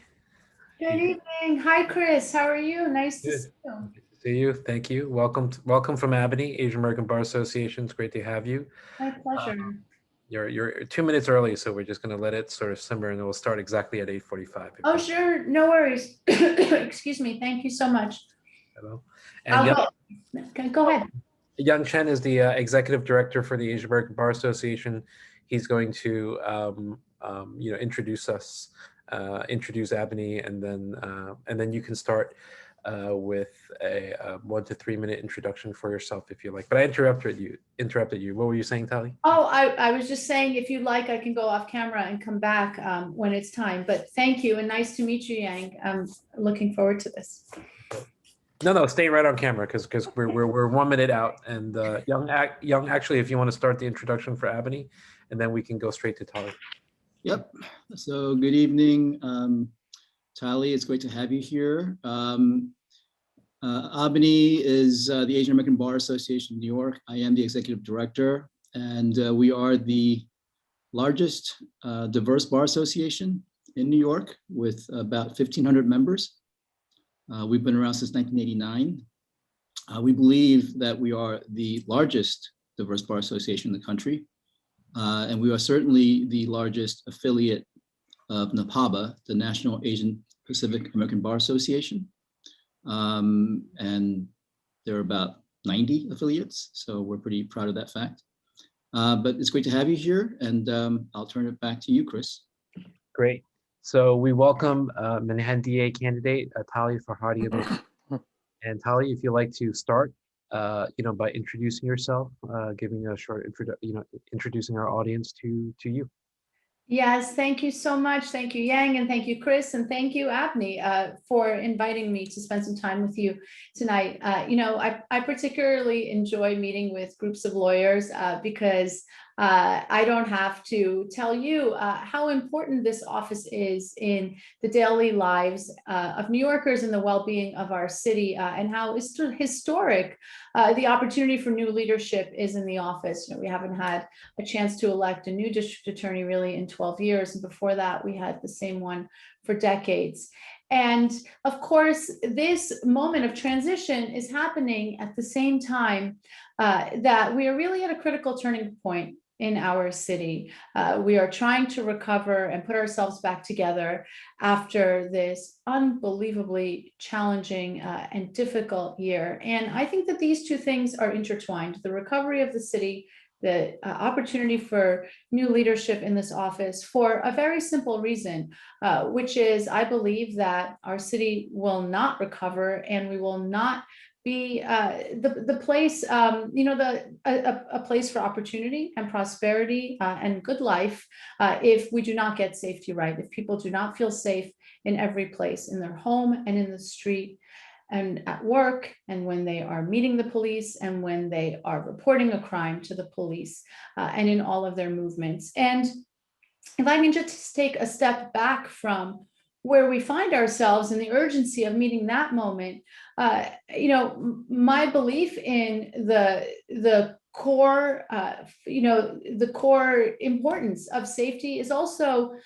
driven by my own experience as an immigrant. Like so many people, my parents were willing to leave everything behind and to move across an ocean because it was not safe for us to continue to live in Iran, where I was born during the revolution.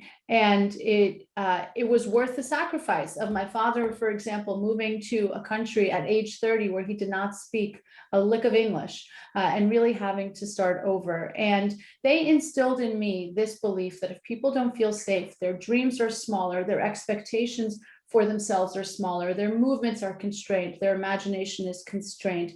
And that's why I've always been proud to be in law enforcement and to be a public servant on the side of fighting violence and harm. I just will list out my priorities for the office because I know we want to get to the questions. I think it's particularly important in this moment to take on gun violence, a visible increase in gun violence, gender violence, violence against women, what I think of as the invisible analog to gun violence, also endemic and affecting so many people's lives, hate crimes, and just the sense of safety in the streets. And we know that waves of hate crimes have hit first the Asian American AAPI community, and then more recently the Jewish community in just completely intolerable ways, and this demands a forceful response. Economic crimes and enforcing the rules of fair play for all who live and work here, particularly after this year of dislocation. And Finally, it has always been my belief that we don't need to trade away fairness or equity or our integrity or the professionalism of our work in order to do all of this work. And on the contrary, keeping fairness as our core value is deeply integrated with the work of safety, and delivering on safety is equity. Okay, let me stop there. I don't want to go too much over my time, Chris, and back to you. Thank you. Thank you, Tali. I'm going to start. We're going to have people from AABANY sort of rotate and ask you questions. And I'm going to start with Karen Yao, who is a board director for the Asian American Bar Association in New York. Karen Yao, please go ahead. Thank you. And thank you so much for joining us tonight. As Chris said, I am a Albany board director. I'm also a civil rights lawyer. And tonight I want to ask you about developing talent in your administration should you be elected Manhattan DA. Asians constitute about 14% of New York City's population and more than 10% of Manhattanites. And yet Asian Americans constitute a far smaller number of ADAs in the Manhattan DA's office and almost none in the top leadership positions. So first question is, will you have Asian Americans DAs in the top leadership positions, and how will you arrange for that? Yes, and Karen, the answer is a resounding yes. And look, I know this, that this office is actually located, of course, as you all know, in Chinatown. And I've been spending a lot of time in Chinatown. I'm proud to say that I'm endorsed by many leaders there, including Hugh Mo, who was the first Asian American to ever work in the Manhattan DA's office. Virginia Key, many of the benevolent associations, and so many people tell me that they've never been inside of this office, that they've never known anyone who's worked inside of this office, even though it's sitting right there in that community. And I know that this has been a problem across prosecutors' offices in New York City. And I can tell you that DA Gonzalez took this on with vigor, and he really made change. So very quickly, when he did his new hiring and set up his office, of the 5 zones, which are the equivalent of the Manhattan trial bureaus, like the main bureaus of the office, 2 out of the 5 of them have spectacularly talented Asian American leaders.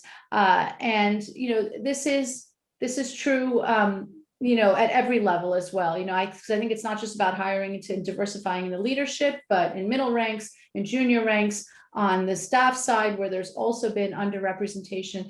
And look, I think it's not just the right thing to do, but it makes us better prosecutors. You know, just to take the example of hate crimes, and that's not the only one, there's a severe underreporting of hate crimes, as best we can tell. And I think it would be meaningfully different for people if they saw, you know, folks from their own communities come forward, you know, to come forward to. I think that would really matter. I should also say that I'm the only candidate in this race who has an office in Chinatown, because I really wanted to make clear physically that this is a community that is important to me. Thank you for that. And I'm glad that you talked about how having a greater number of Asian American DAs would help with substantively, right, like hate crimes. So Manhattan, unlike Brooklyn and Queens DA's offices, right now does not have a dedicated independent unit of assistant DAs and investigators who will focus exclusively on hate crimes or hate motivated incidents. Will you? Yes, and in Brooklyn, I helped DA Gonzalez with the reorganization of the office that split, for some reasons that actually don't make any sense, hate crimes and law enforcement accountability, where it mixed together and people had to compete for bringing those cases. And I think it's really important because I was on the New York State Bar Association task force on hate crimes and domestic terrorism that was convened last year when we thought that we had an unbearable surge in hate crimes. Of course, things have gotten so much worse. And one of the things that we learned in our study of the state is that investigators and prosecutors don't move fast enough to develop the evidence that this was a targeted attack, that it was a hate crime and not an ordinary crime. That is a specialization We need to have specialized prosecutors and specialized investigators to do that work. Thank you. And we look forward to working with you. Thank you. Chris, back to you. Thanks. I love it. I feel like I'm in a newsroom. This is cool. Yeah. You know, and next. Good job. Sorry, you were saying, Tali. Did I interrupt something you were saying, Tali? Well, I believe I see an old college classmate of mine think on this Zoom, and so I just keep smiling. I don't know if anyone can tell where my eyes are going, but I wanted to say hello to Karen King, who I've not seen maybe in 20 years. Yeah, long time. And it's so lovely to see you. Hi, Tali. Karen. Wonderful to see you, and you're As a matter of great fact, inspiration. Karen is bearing the next question. So I Oh, do. I okay. was trying to hold my tongue, but I'm glad you jumped at it. But I'll just jump into the questions, I guess. So one of the memories that's really stuck with the Asian American community, and particularly the business community, and a source of some of the distrust that might exist, was the prosecution of Abacus Bank during the financial crisis, and what seemed to be kind of a targeting or scapegoating of a community bank serving Chinatown, while the big banks on Wall Street really weren't really touched in that period. And so given the geopolitical situation with US and China, a situation, the tension that's really already infected some of our society in terms of the rise in hate crimes and some of the racial animus that's that we see in the streets. I'm just wondering if you had thoughts on how you can assure this group that the discretion that you bring to the office in choosing who to prosecute and who not to prosecute will be free of these political pressures and some of the surrounding geopolitical situation around us. Yes, absolutely. And Karen, I was so concerned about that case. I had seen the documentary, long before I started this campaign, that when I started my podcast for my campaign, the first guest that I had on was Jiayang Fan, who had reported on that trial for the New Yorker.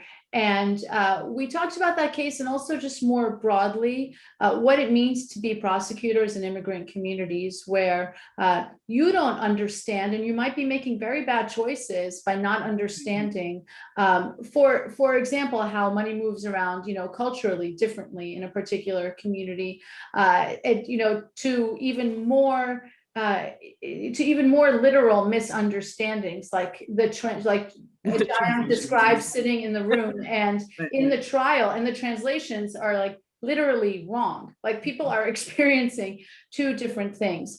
And I say all of that because I think that lack of understanding can make matters worse in terms of how discretion is used. And look, I can tell you that I stand on my record of being in public service and law enforcement in 20 years, where I have never been susceptible to political pressure, and also have always tried to carry with me a sensitivity to immigrant communities, to people who are particularly vulnerable, who may be excluded from just the systems of authority. And of course, for me, that's personal, because I came here as an immigrant, as a kid, as I talked about at the beginning. And I remember what that was like, to feel like a stranger here. Thanks so much. Great to see you too. Great to see you. Chris, back to you, Mr. Anchor. yeah, no, I was just and Jiayang Fan is a great chronicler, in the New Yorker, of sort of the Chinese and Chinese American experience. And I think when I read that article that she did write about the trial for Abacus, I think I was really struck by oh wow, someone's actually telling her story.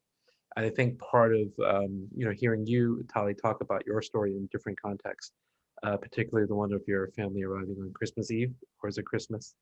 Is particularly it struck a chord with me, because I arrived as a child, as a 5-year-old, from Hong Kong on 4th of July. So, Wait, do you know Jiayang also arrived on the 4th of July? oh, did she? We must have been on the same plane, but I mean, I don't know if you were the same age and you came from different places, but that's younger. very weird because I remember her and I talking about Christmas and 4th of Oh, July, really? and we were the same age. She's Oh. younger than me, and you should listen to the podcast. This is I all on the podcast. I will now. Yeah, yeah, and it's really interesting because I think Yeah. like the immigrant. I think part of it is the reflecting on the immigrant experience, like reflected through the American experience and the challenges that we have as immigrants bringing America using Obama's sort of like, sort of like story of it closer to its Yeah. ideal. We take its promises, but also its shortcomings. But arriving here, we strive to make it closer to its ideal. So in that way, I really, sort of, that sort of resonates with me. But yeah, so that, sorry. that resonates with me. Thank you, Chris. Thanks. And so we're going to go to a little bit more sort of in depth into sort of the anti-Asian, and I know there are a lot of overlaps, with sort of like the anti-Semitism, which preceded and has a long history, unfortunately, in the Western world, of those incidents and that preceded the wave in anti-Asian and has come along recently. And of course, as we talk about anti-Asian violence, we know that, and we see those alls, threaded together. And so Jennifer is a member of the Issues Committee from AABANY, and she's going to take over sort of the next part for the questions. Hi, Tali. My name is Jennifer. I went to the same law school as you, but we definitely did not go at the same time.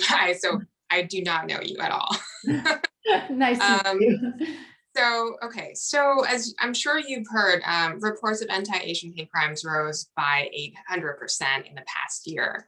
And earlier, there's been statements and reports made about how the Asian community is just not reporting these crimes to the police. And now there's been great strides made, and NYPD is accepting these reports, and NYPD is referring them to the Manhattan DA's office. But there still is, there's very few cases of hate crime prosecutions in these anti-Asian attacks. Even of the most high-profile ones, there's only been 2. So why do you think that is, and what will you do to address that gap, that discrepancy? Yeah. So, Jen, my understanding is that we might even still only be seeing a reporting of about half of the incidents that happen, and that reporting has gotten better. But I've had a whole forum about this that tragically enough happened in the same week as the violence in Atlanta, even though it had been pre-planned. And, so this has become a really urgent issue, obviously. And what I have heard is that it is still quite burdensome and onerous to report these crimes, that you still have to wait a long time often to get a Chinese-speaking interpreter on the phone when you call the NYPD. There still is sort of confusion that police officers and the DAs have not done enough outreach into communities to make people feel comfortable and unashamed, and not, in the cases where we're talking about new immigrants, not worried about immigration consequences or anything when they come forward. So I think that there still is a lot to do there. And then in terms of, bringing the charges, it kind of goes back to what I said earlier about what we learned on that task force and about developing that evidence of intent. And I think it is particularly challenging in the anti-Asian space. I heard the journalist Nicole Hong say this, which I thought was so profound, that we know what the noose is and we know what the swastika is, but we just aren't as a country as versed in the history of discrimination and violence against Asian Americans, which, to go back to what Chris was saying, has also been with us for a really long time. Like I used to teach at a class about citizenship at Columbia Law School. We always started with the Chinese exclusion cases, right? I mean, these were the cases that, well, I don't need to tell all of you, but we have a shameful tradition in our country, both of violence and discrimination in this community. So I think we need to do that work of teaching our investigators and prosecutors to know what to look for, because that evidence of intent, like obviously if someone says something ugly, like while they're throwing the punch, then it's easy, but that's not the only way to prove targeting. It can be in context. It can be other things that the person has done or said, patterns, and we need people to be ready to do all of that. If I might just sort of just come right in, and I'm sorry to sort of like pause and Jennifer can come back. One of the things that's been very interesting in this last 6 months has been the theme of invisibility that many Asian Americans have articulated and have felt. Yeah. And one of the things that we've looked into is that that invisibility actually has a deep, long history in our country's law. That, there used to be statutes in California that forbid mulattoes, quoting, Negroes from non-white peoples from testifying against a white person, a free white male. And when the Chinese people started coming to America, that got extended through a court case, the People versus Hall, to Chinese people. And that was 1850. And so to me, maybe for the Asian American experience, there's this added sort of like invisibility. And as we sort of follow that thread back into our legal history, Right. it exists. It was law that a white person, a white male, could literally do no wrong, could not be held accountable. And that if you're a non-white, if you're a Chinese person coming, the protection of the law would not extend to you.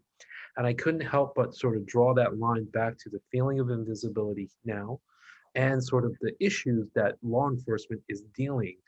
They don't articulate it, but somehow it seems to be there, even if the law is no longer on the books, that legacy is still with our society.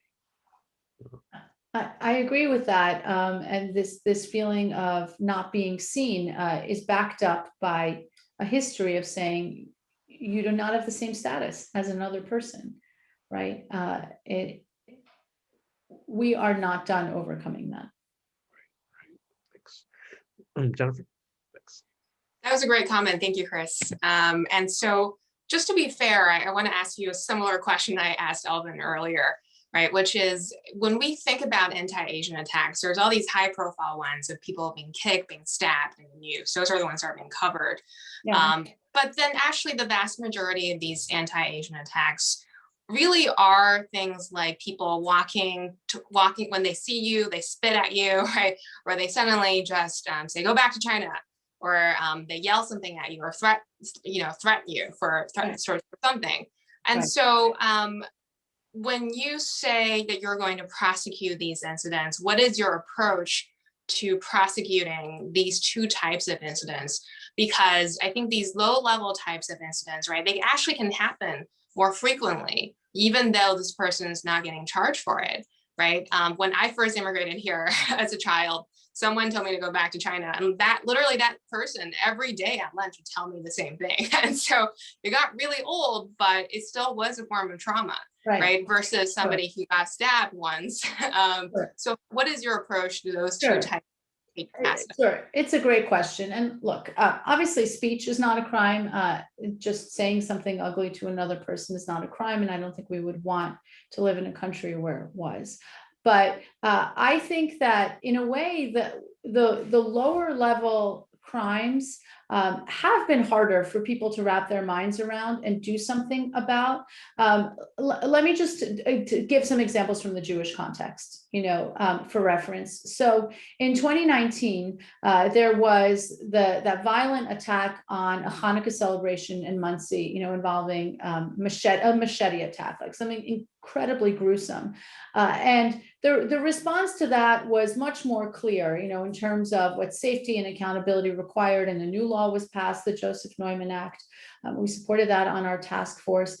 But we also that year in Brooklyn saw a peak number of anti-Semitic hate crimes, 219 hate crimes reported, that were generally were more like knocking over, the hats that Hasidic Jews wear, vandalizing establishments that were clearly owned by Jews.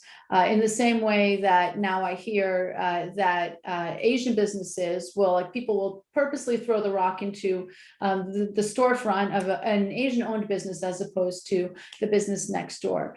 And for me, this is where the people who don't take misdemeanor prosecution seriously get in trouble, because the impact of those crimes are not the same as if they were not hate crimes, because the victim is not just the person whose hat was knocked off, but an entire community is made to feel unwanted, unsafe. It changes people's behavior. And that was the whole point, right? Like that was why in that scenario, the Hasidic Jewish man is targeted and not somebody else. It's not like knocking off somebody's baseball cap. So I do think it's important in those cases to charge the hate crime, to call it what it is, to not brush it aside because it isn't some kind of spectacular violence, to name it, to investigate it, and to prosecute it, and for there to be some enhanced accountability because of it. Thank you. And and if I might just add, the anti-Asian harassment and violence wave is actually also heavily gendered. Over 70%, Yes. like 70% majority, are Asian women. So elderly and Asian American women are the targets to an overwhelming amount. So although we talk about it as an Asian, it is also heavily gendered. So something, it has really impacted and just all the little things, that Jennifer described has impacted the feeling of safety of people just going about their daily lives. And that is right. And that is probably one of the things that's really concerning, I think, to many. Yeah. Chris, I'm so glad you said that because I talk about that all the time. I was so just disheartened when after the shootings in Atlanta, there was this whole debate, like, is it an anti-Asian hate crime or an anti-woman hate crime? It's like, obviously it's both. Like, why can't it be two things at the same time? And there is that particular overlap happening here. No doubt. When I've talked a lot in this campaign, I imagine some of you are familiar with the Bureau of Gender-Based Violence that I want to build. And part of what I always say is going to be under the umbrella there are gender-based hate crimes, because I do think that is different. And when people have these do not prosecute lists that includes things like harassment in the second degree, like shoving or pushing, it is obvious to me that Asian women are overrepresented among the victims of the shovings and the pushings that have happened and are more vulnerable to it, right? And we have to call that out and treat it differently. Thank you. I'm going to turn to audience questions, and I've got Annie Wang from ALDEF, the Asian American Legal Defense and Education Fund. So Annie. Thanks, Chris. And thank you for joining us, Tali. So I just wanted to follow up with a question about how your office, should you become the next Manhattan DA, would do outreach when it comes to investigating and prosecuting hate crimes, and whether you would commit to working with community-based organizations. Yeah, I was actually going to say before you completed the question, Annie, that, I also don't have all the answers. I need community organizations to work with me to really be there to say, these are the places where you should be present. This is where folks are gathered, and we need to hear from you. And I think it really only works, not just in this space, but in terms of thinking about the DA's office more generally, if we do that. I mean, one of the things that I've learned in the course of this campaign is that most people do not know what the DA's office does, that they empower it, what they can expect from the district attorney's office. And there's just been the whole, that civic education piece of campaigning for this job that I think is not true when you're campaigning for some other offices. And I think that is to carry over into how the office exists in the consciousness of the people who live in Manhattan. Thank you. Thank you. And Kevin Shi. Okay, sure. So, thank you, Tal, for mentioning that many people may not necessarily know the full range of what the district attorney's office does. So, for example, many immigrant workers are victims of wage theft, which can be seen as a form of economic violence. So, how will your office approach wage theft cases? Yes, so wage theft, like hate crimes, actually have increased drastically during the pandemic. I think for obvious reasons, when people are more worried about losing their jobs, they're more intimidated about coming forward and reporting that this is happening. And it's always been true that immigrants are more likely to be the victims of wage theft, and undocumented immigrants in particular are more likely to be the victims of wage theft. And I think this has to be a top priority. I have an entire plan on my website for a Bureau of Worker Protection that will specialize, among other things, in wage theft. And to the earlier conversation with Annie, here too, we need community partners. You know, unlike a violent crime where there's a dead body and everybody sees it and you have to figure out what happened, here you need eyes and ears on the ground, and people to help us instigate cases and start cases. I mean, that's just true of all white collar crimes, that we have to be more proactive. And so we need to lean even more on people who can help us see what is happening. Thank you.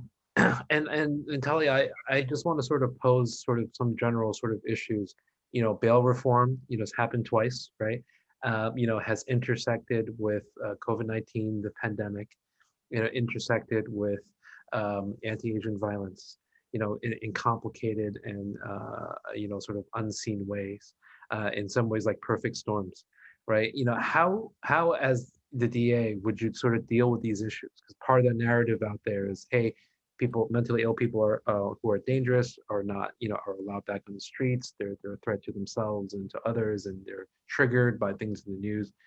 How do we go about dealing with that particular issue? Yeah, so I don't think we got bail reform right, Chris, and I think that the next Manhattan DA will be an important voice in continuing to refine the legislation around this. I was an advocate of bail reform and glad that we have shrunk the pretrial detention population meaningfully. I cut it in half, actually, because I do think that too many people were being detained because of their poverty when there was no good reason for it, and that this was disproportionately happening to people of color.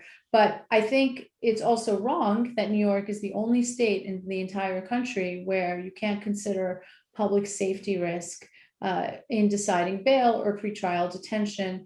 And I think we have to introduce a mechanism for that, so that what is now subtext can become text. And we can really talk about, well, you know, who are the limited number of people who, for safety reasons, do have to be detained. And if not, they're going to go out and offend again. Thank you. We have a question from Grace V. Grace, would you like to ask that question?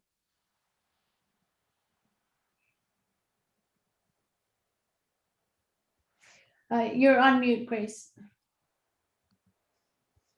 Hi, Tali. How are you? Thank you for letting me know I was on. I seem to be on mute. I was wondering, what kind of efforts, if any, will you make to hire, retain, and promote Asian American ADAs at the Manhattan DA's office? Yeah. So I spoke about this earlier in understanding both that this is a problem and that it's a problem with a solution, because I saw that in Brooklyn, DA Gonzalez was able very quickly to do some really excellent hiring in changing the leadership of the office, and not just the bureau chiefs that I mentioned earlier, by the way, but also further down the chain. And I think that it's really an opportunity when a new DA comes in. And traditionally, and I think this is the right approach, a new DA has to re-interview every single person who works there, and to reshape the office. And I intend to do a ton of recruitment in this area. And I hope this bar association, helps me to identify and recruit talent from the Asian American community. So I hope that you are standing ready to do that. We're absolutely ready. And I think that if there's not any more questions from the audience, I'm going to give Tali like a chance to make, I guess, a closing argument, as to sort of why you should vote for her. So Tali. Thank you. Thank you so much, Chris. And I'm so happy that our conversation tonight was so substantive. And I hope that it gives you an insight both into who I am in terms of my personal experiences and just the framework through which I see the world, so much of it driven by my immigrant experiences, and also my experiences in the law that have helped me formulate my positions and my vision for this office. And I do think that the breadth and the depth of my experience in this field is unlike anybody else. I've worked for 3 attorneys general. I've been a federal prosecutor doing every kind of case. I've been a leader, the only person who has been a leader in a local district attorney's office. And also, I hope what has come through is my commitment to the core mission of safety in a way that is fair and just and really reflective of this borough that we all care so much about. We are in the middle of voting, and as you know, it's not a ranked choice election, so every vote really does count. And you know, we just saw polling that says that it's pretty close right now. So I hope that you will all make sure to come out and to motivate others to also vote for the vision that you believe in. Thank you. Thank you so much for your time. Thank you. Thank you, Thanks, Tali. everyone. Have a great evening. Have a great night. Have a good one.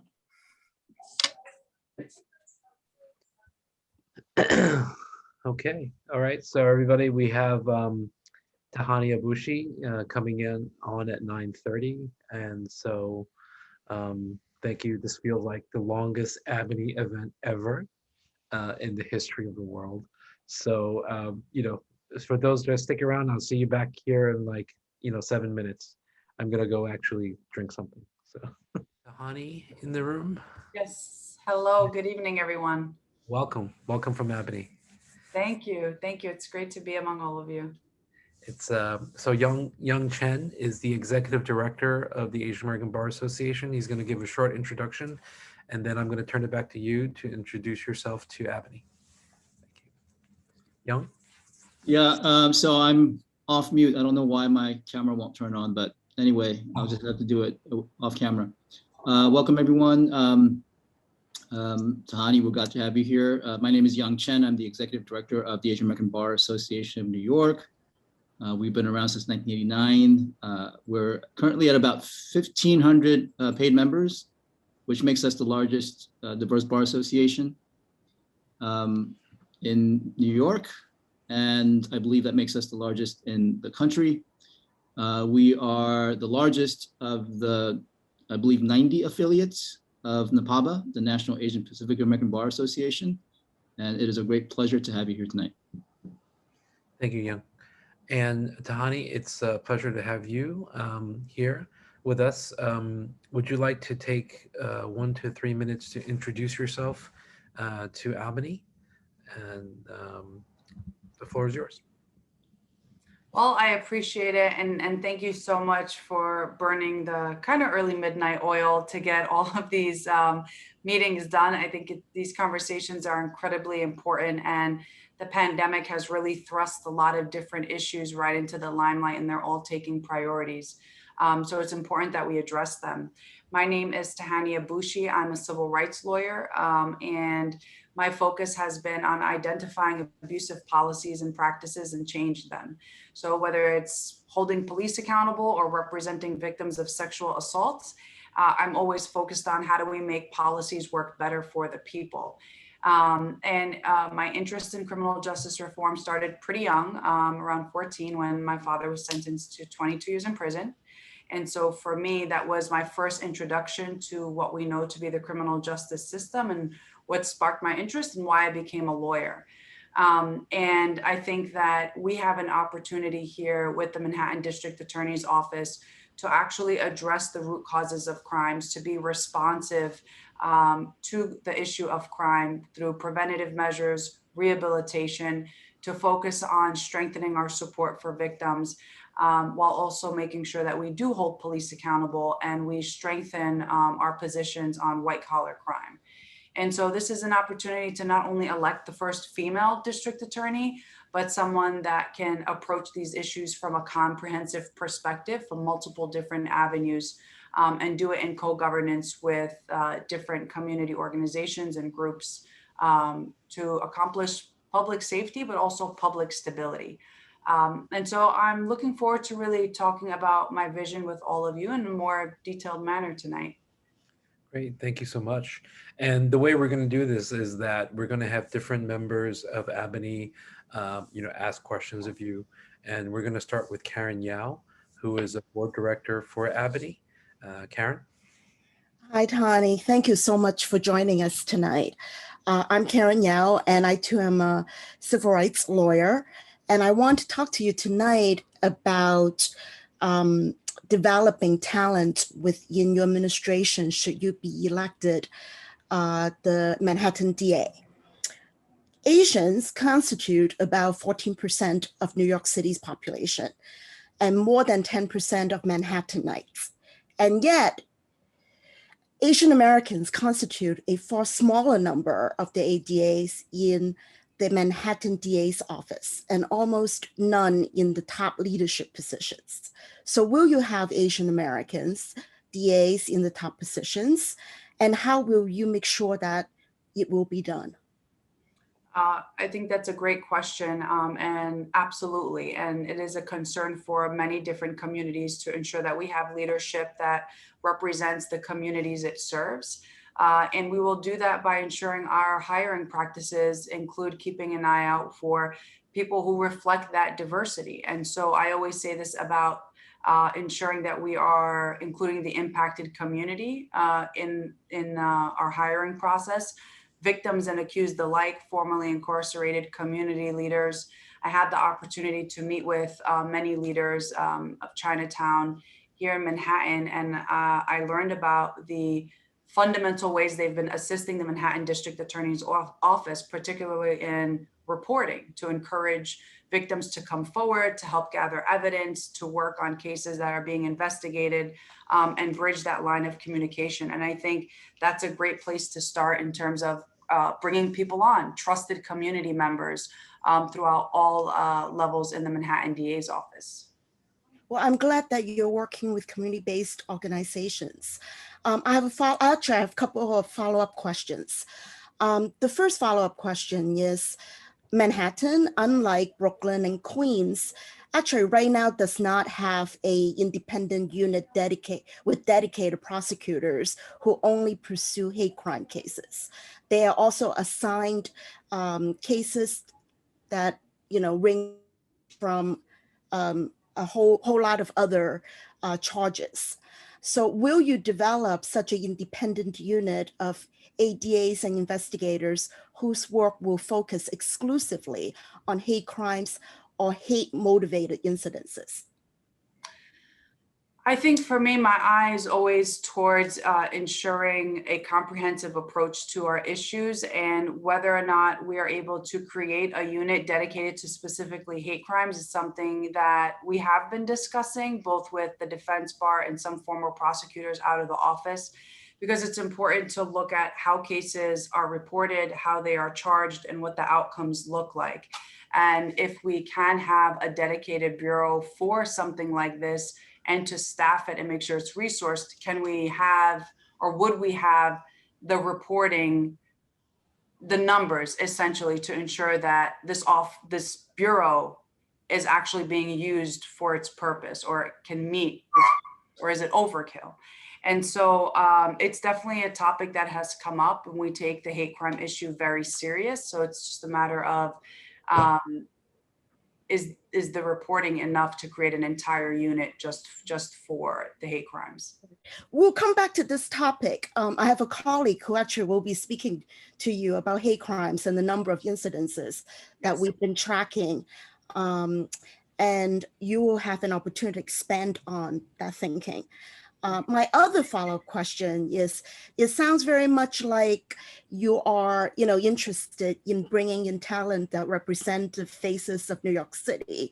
Well, how will you reconcile that proposal with the proposal to cut the DA's budget by 50%, and yet making sure that we're still safe and people who commit hate crimes, for example, are held accountable? Well, crime in the last several decades of our city has declined. And as crime is declining, the budget of this office has increased with, I believe, over 36 million given last round for criminal justice reform. So as more money is coming in to expand services and operations in the district attorney's office, the way it largely operates, particularly at the front end and how cases are brought in and charged, has remained the same. And so when we look at things like not having a hate crimes bureau, not having enough outreach to communities, support system for victims, ensuring there's an open line of communication for reporting, we can minimize a lot of, merge some of the bureaus, one, but also cut a lot of the fat, so to speak, where we can then focus on restructuring this office. Over 70% are prosecutions of low-level offenses that are misdemeanors and violations. A lot of these cases do end in a plea. A lot of them have fines and fees attached. And so we can restructure. So we move away from these low-level offenses, start focusing on more serious crimes thoroughly into a resolution that goes beyond just fines and fees and pleas. And I think that we can expand how our office responds to public safety by creating partnerships with community-based organizations. And so it's a matter of shrinking the footprint of this office to come up with more alternatives and tools in that toolbox to address these crimes and concerns of the community in a multifaceted approach. So I think it can happen. Thank you for your response. Chris? Thank you, Karen. And so I'm going to turn over to Karen King, who's going to ask you the second question. Karen King is the chair of the Pro Bono Committee at AABANY. Karen?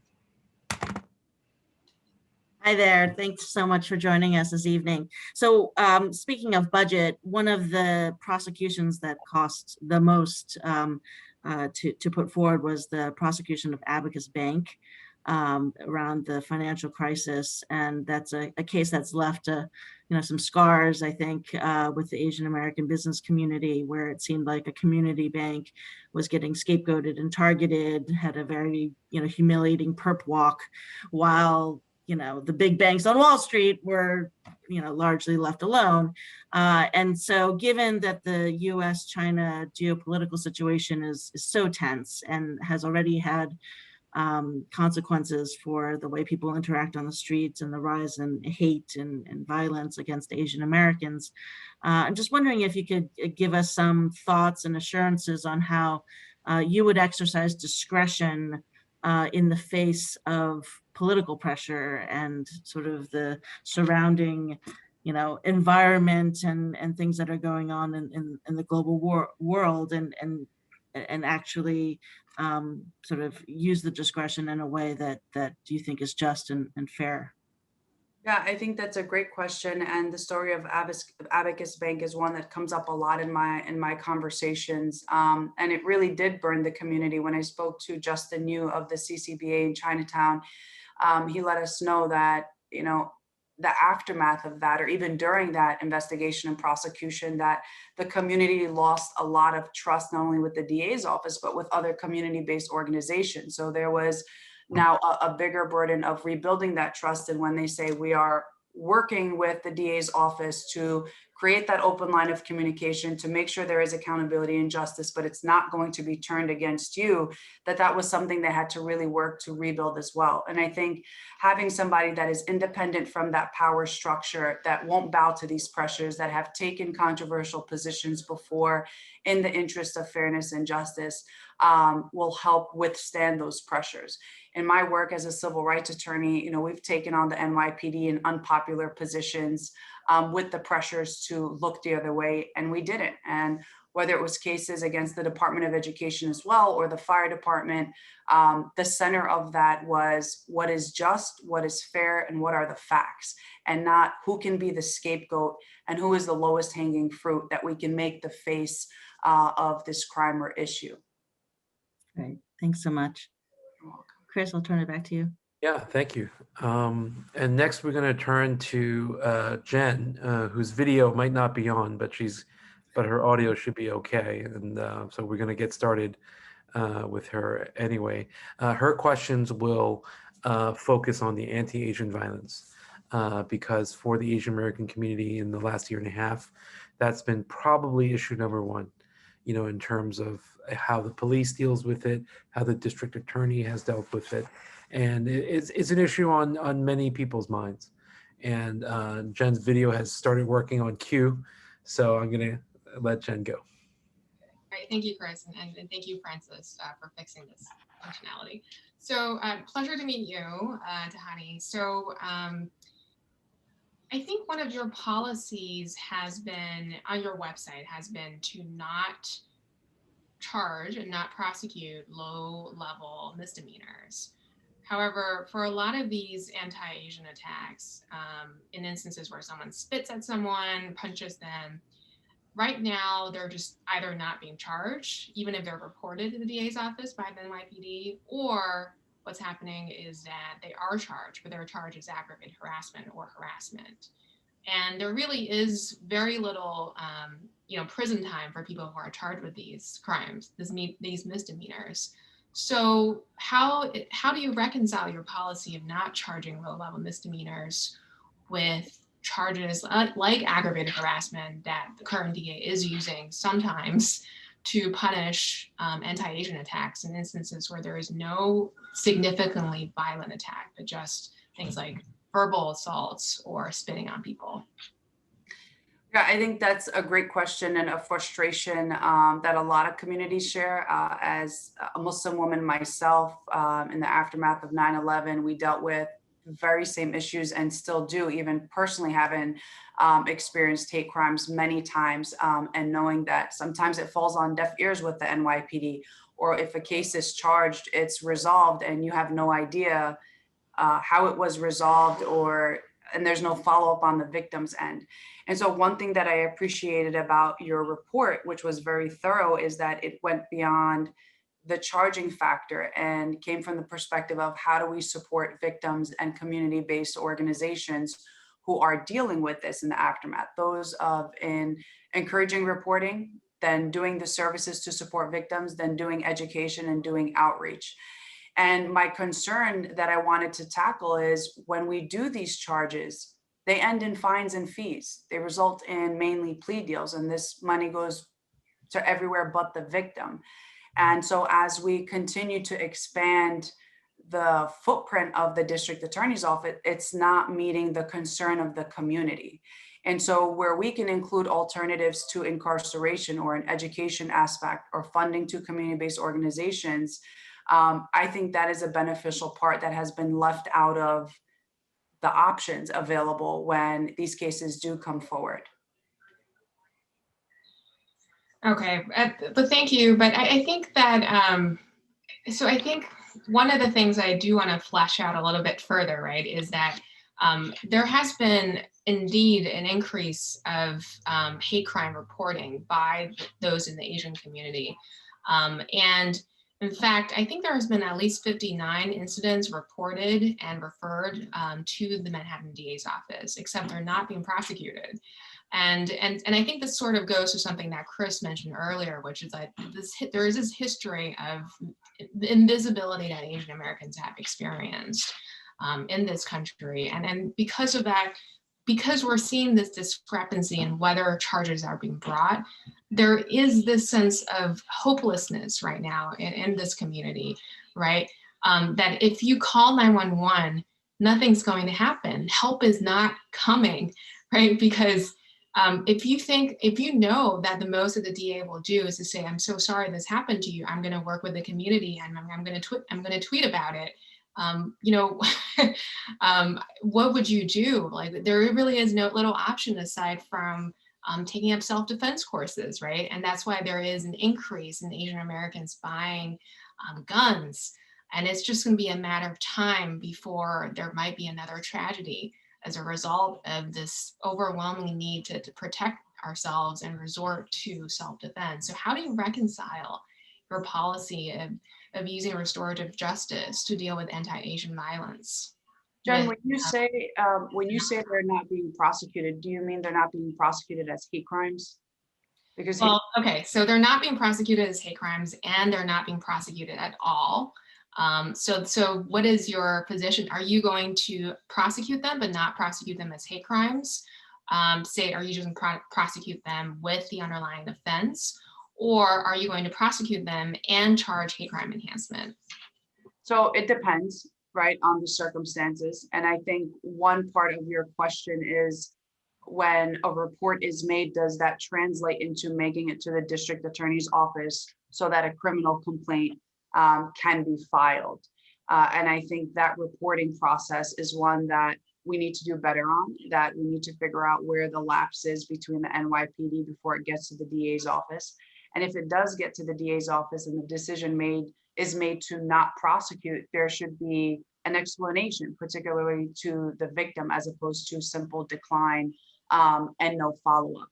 And then in terms of how we charge a case forward, I think the hate crime statutes, and this is also mentioned in your report, has a relatively high threshold that although a complaint may be charged as a hate crime, you now have to prove the elements to secure that conviction to allow for jail or prison time, which for some might be the demand. And so there are underlying charges that won't necessarily trigger their enhancements, but that can accomplish that accountability that some communities might be looking for. But I think it also goes back to then, how do we prevent this from happening again? We might incarcerate one person, and then would the victim still be feeling safe going back into their communities? And is the message that is sent with this incarceration and prosecution loud enough to deter future behavior? So I think all options are on the table, right? And it depends on a case-by-case basis how we proceed. That's interesting because I think in the prior Q&A with another forum, you had said that you would not bring hate crime enhancements in cases of hate crime. And so I'm just curious, what are some of the charges that you speak of that are not hate crimes, but that you would use to charge defendants?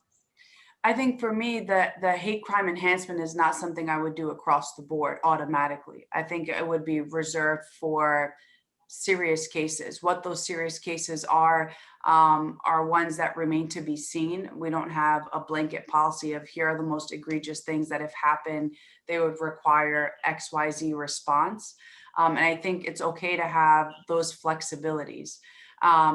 There have been instances of hate crimes from everything from a shove to an egregious assault with a weapon, to near-death experience. And so that's for me what the gamut is here when we talk about hate crimes. And will there be the same response, whether it is a shove versus someone who is seriously injured, whether it's with a weapon or without a weapon? And so that's where the spectrum lies for me on it. So I'm curious, are you familiar with the charge of aggravated harassment? Yes. And so what is your sense of how that charge should be used in instances of anti-Asian violence? I mean, I see in your report that the request is in lieu of enhancements. There are these underlying charges like 240-30 that can be used to get the hate crime part acknowledged in the prosecution, right? So we're not saying it's just aggravated harassment or assault or whatever it is, right? We want to, or at least this is my understanding, that we need the hate to be acknowledged in this prosecution for the acknowledgement of the harm that it's caused, what's inspiring this behavior, and then what is an appropriate response to address that root cause. And so even with 240-30, Section 3, which is what's in your report, those still do also end in pleas with fines and fees attached. And it's not often that it results in jail or prison time.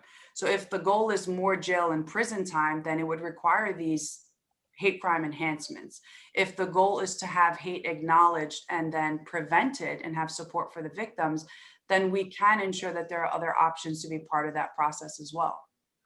Got it. Thank you. So just so that I make sure I have it correctly on the record, it sounds like you are making this exception to your policy of not charging low-level misdemeanors, right? Because a lot of those substantive charges are not hate crimes, are misdemeanors, and they don't result in prison time. So I want to ask you about another type of violence, which is much more vicious, but also very problematic in the sense that they're very difficult to resolve with just prison time, right? And I think that's why you mentioned restorative justice. And this is a type of crimes you see that are unfortunately the most violent. They're committed by people who are homeless, who have mental illness, who have a record of violent crimes. How exactly, when you say you're going to use restorative justice and work with community partners, what exactly do you mean, and how would you do that? Particularly for mental illness and homelessness, or you mean in general? Particularly in those instances, yes. Well, when you talk about prosecuting and incarcerating, whether it's homelessness or mental illness, we have to have a reason for doing it other than punishment of harm done, which is inherent in why we prosecute people. There's harm done. If it's criminal, then it triggers these complaints, and then we do the prosecution. But we have to also address the root causes and have an eye towards preventative measures and rehabilitation, because oftentimes the reports that we read about issues that are happening with people who do suffer from mental illness or might be homeless is that they often have had a history with the justice system, having been in and out 2, 3, 5, one point I read it was upwards of 10 times. And it costs hundreds of thousands of dollars to arrest and prosecute people, and that's not even including incarceration. And so as we cycle people in and out of the system and they're back on the streets and their mental illness remains the same, have we really moved the needle on public safety? Have we addressed the root cause here? Or are we just going to continue to incarcerate this person for longer periods of time? So there are organizations out there that can help with housing stability, that can help with mental health treatment. And it can be done through conditions of dismissal. It can be done through alternatives to incarceration. And this is really an attempt to do more than just, again, incarcerate. The prosecution has already started. There's a discussion about what is the best response here. And when I say I encourage these alternatives is because ADAs are intimately familiar with these cases. They're investigating them. They're working on them for several months. They're in communication with defense counsel. And so they should have as many options and tools available to them to make a recommendation. And of course, it includes the concerns of the victim, but also what this looks like after a case is resolved, and is the community safer for it. Yeah. Thank you. These are all great points, but if I can just follow up on one thing, which is when you say you want to work with the community, you want to refer these cases to mental health services, what exactly, we're talking about the most violent offenders here, right? And they have a history of violent offenses. In New York, New York City Mental Health Services does not accept defendants of violent crimes. And so and many of these nonprofits already are incredibly overtaxed. They have little funding. They can only accept very few defendants. Vast majority of them also cannot accept violent defendants. Mm-hmm. So keeping that in mind, what can you actually do aside from dismissal with these defendants? Well, violent crime category is everything from violent assaults, homicides and murders, to having a box cutter in your pocket and stealing a package from the lobby. So we have to break down what is included in the category of violent crime. And then again, on a case-by-case basis, see what's appropriate. Are we saying that for those that violently assault and injure people or commit murder and homicide, we're going to refer them to a class and do restorative justice? Of course not. But what we're saying is the overwhelming majority of these cases that involve mental illness that might be designated as a violent crime, but when you look at what the charge is and what the circumstances are, it might not take us to where our imagination might go when we hear the word violent crime. And so we can't have just a blanket response to anything that happens, but have a nuanced response on a case-by-case basis, ensuring that we have the tools to address it comprehensively. Let me just sort of, Tahanie, thank you for answering those questions. I just want to sort of bring us to a close. There was one community sort of question that will you commit if you are elected to the DA office to working with community groups in soliciting input, and hearing from them, particularly when it comes to anti-Asian crimes? Of course, I think that's imperative and something that we need to take serious. And I'm not talking just about consulting and moving on and checking the box that we've passed through, but having those community leaders at the decision-making table as we implement policies, as we think of different programs that work better, and also have a primary source of what the concerns of the communities are instead of guessing for them. Thank you. And we have a question from Kevin Shee. Okay, thank you, Chris. So yeah, spoke about the need to and what people know about the powers of the DA's office. And for example, many immigrant workers are victims of wage theft, which can also be seen as a form of economic violence. So how will your office approach wage theft cases?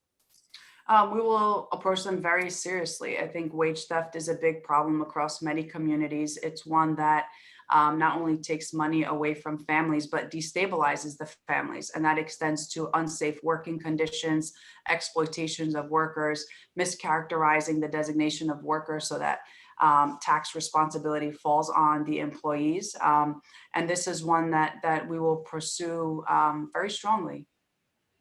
Thank you. Okay, I've got one last question from Elaine Wong. So Elaine. My question was where you stand on the proposed mega jail that's being, I think the work has already started next to Baxter Street. And where do you lie on the closing of Rikers?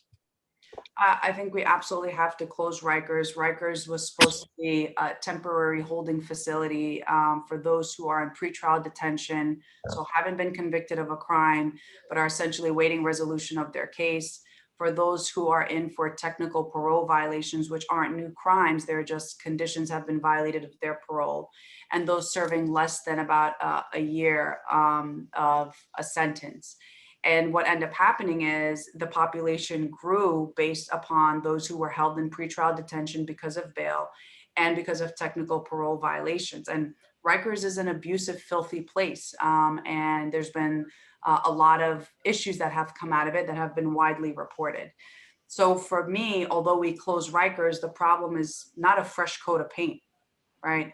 It's not that we need an updated facility. It's what has been the purpose of the facility? How has it developed? What has the population looked like? And what abuses has it allowed to happen? I think for Chinatown specifically in Manhattan, downtown Manhattan, it has the largest footprint of our carceral system there between the Tombs and all the court systems and the DA's office there. And I think we shouldn't be working to spend billions of dollars building new jails. But work with the ones that we have aside from Rikers and work to find ways to reduce these populations. We have many prisons across New York State where people go to serve their sentences. And so I wouldn't recommend putting, even though the plan is set, the borough-based jail plans are set, that we need more jails. Great, thank you. And Tahanie, we thank you for the time that you've spent with us tonight. Would you like to sort of make closing remarks? Yes, I want to say that I hear your concerns. It's been a very concerning, frustrating last few months, not only for the pandemic, but for communities across the city trying to grapple with public safety, accountability, a way forward, strengthening community ties, being heard, being acknowledged and recognized. And it's going to take everyone to be part of this conversation and at the table to make it happen. We're not going to have a perfect office or a perfect candidate, but we can have somebody that is going to listen and incorporate different ideas to make sure that we're addressing as many of these concerns as possible. And with the Manhattan District Attorney's Office, it's an opportunity to have those discussions and lay the blueprint for a different way of approaching crime prevention, accountability, and one system of justice that is co-governing with our community-based organizations. This not only allows for an open line of communication for meaningful reporting, which means accurate data, but also accountability in a way that ensures support for the victim and rehabilitation. And so I really take this serious. I really appreciated reading your report. It was very thorough, and I appreciated the citations, which allow me to go back and read those individual facts and reports as well. And should I become the District Attorney of Manhattan, I will lean on your experience and guidance to help us not only maintain our promises, but go further to ensure that the concerns of the community are met. Thank you for reading our report. Yes, thank you. Thank you for your time tonight. We Yes, really thank you so much. Have a wonderful evening. Have a good night.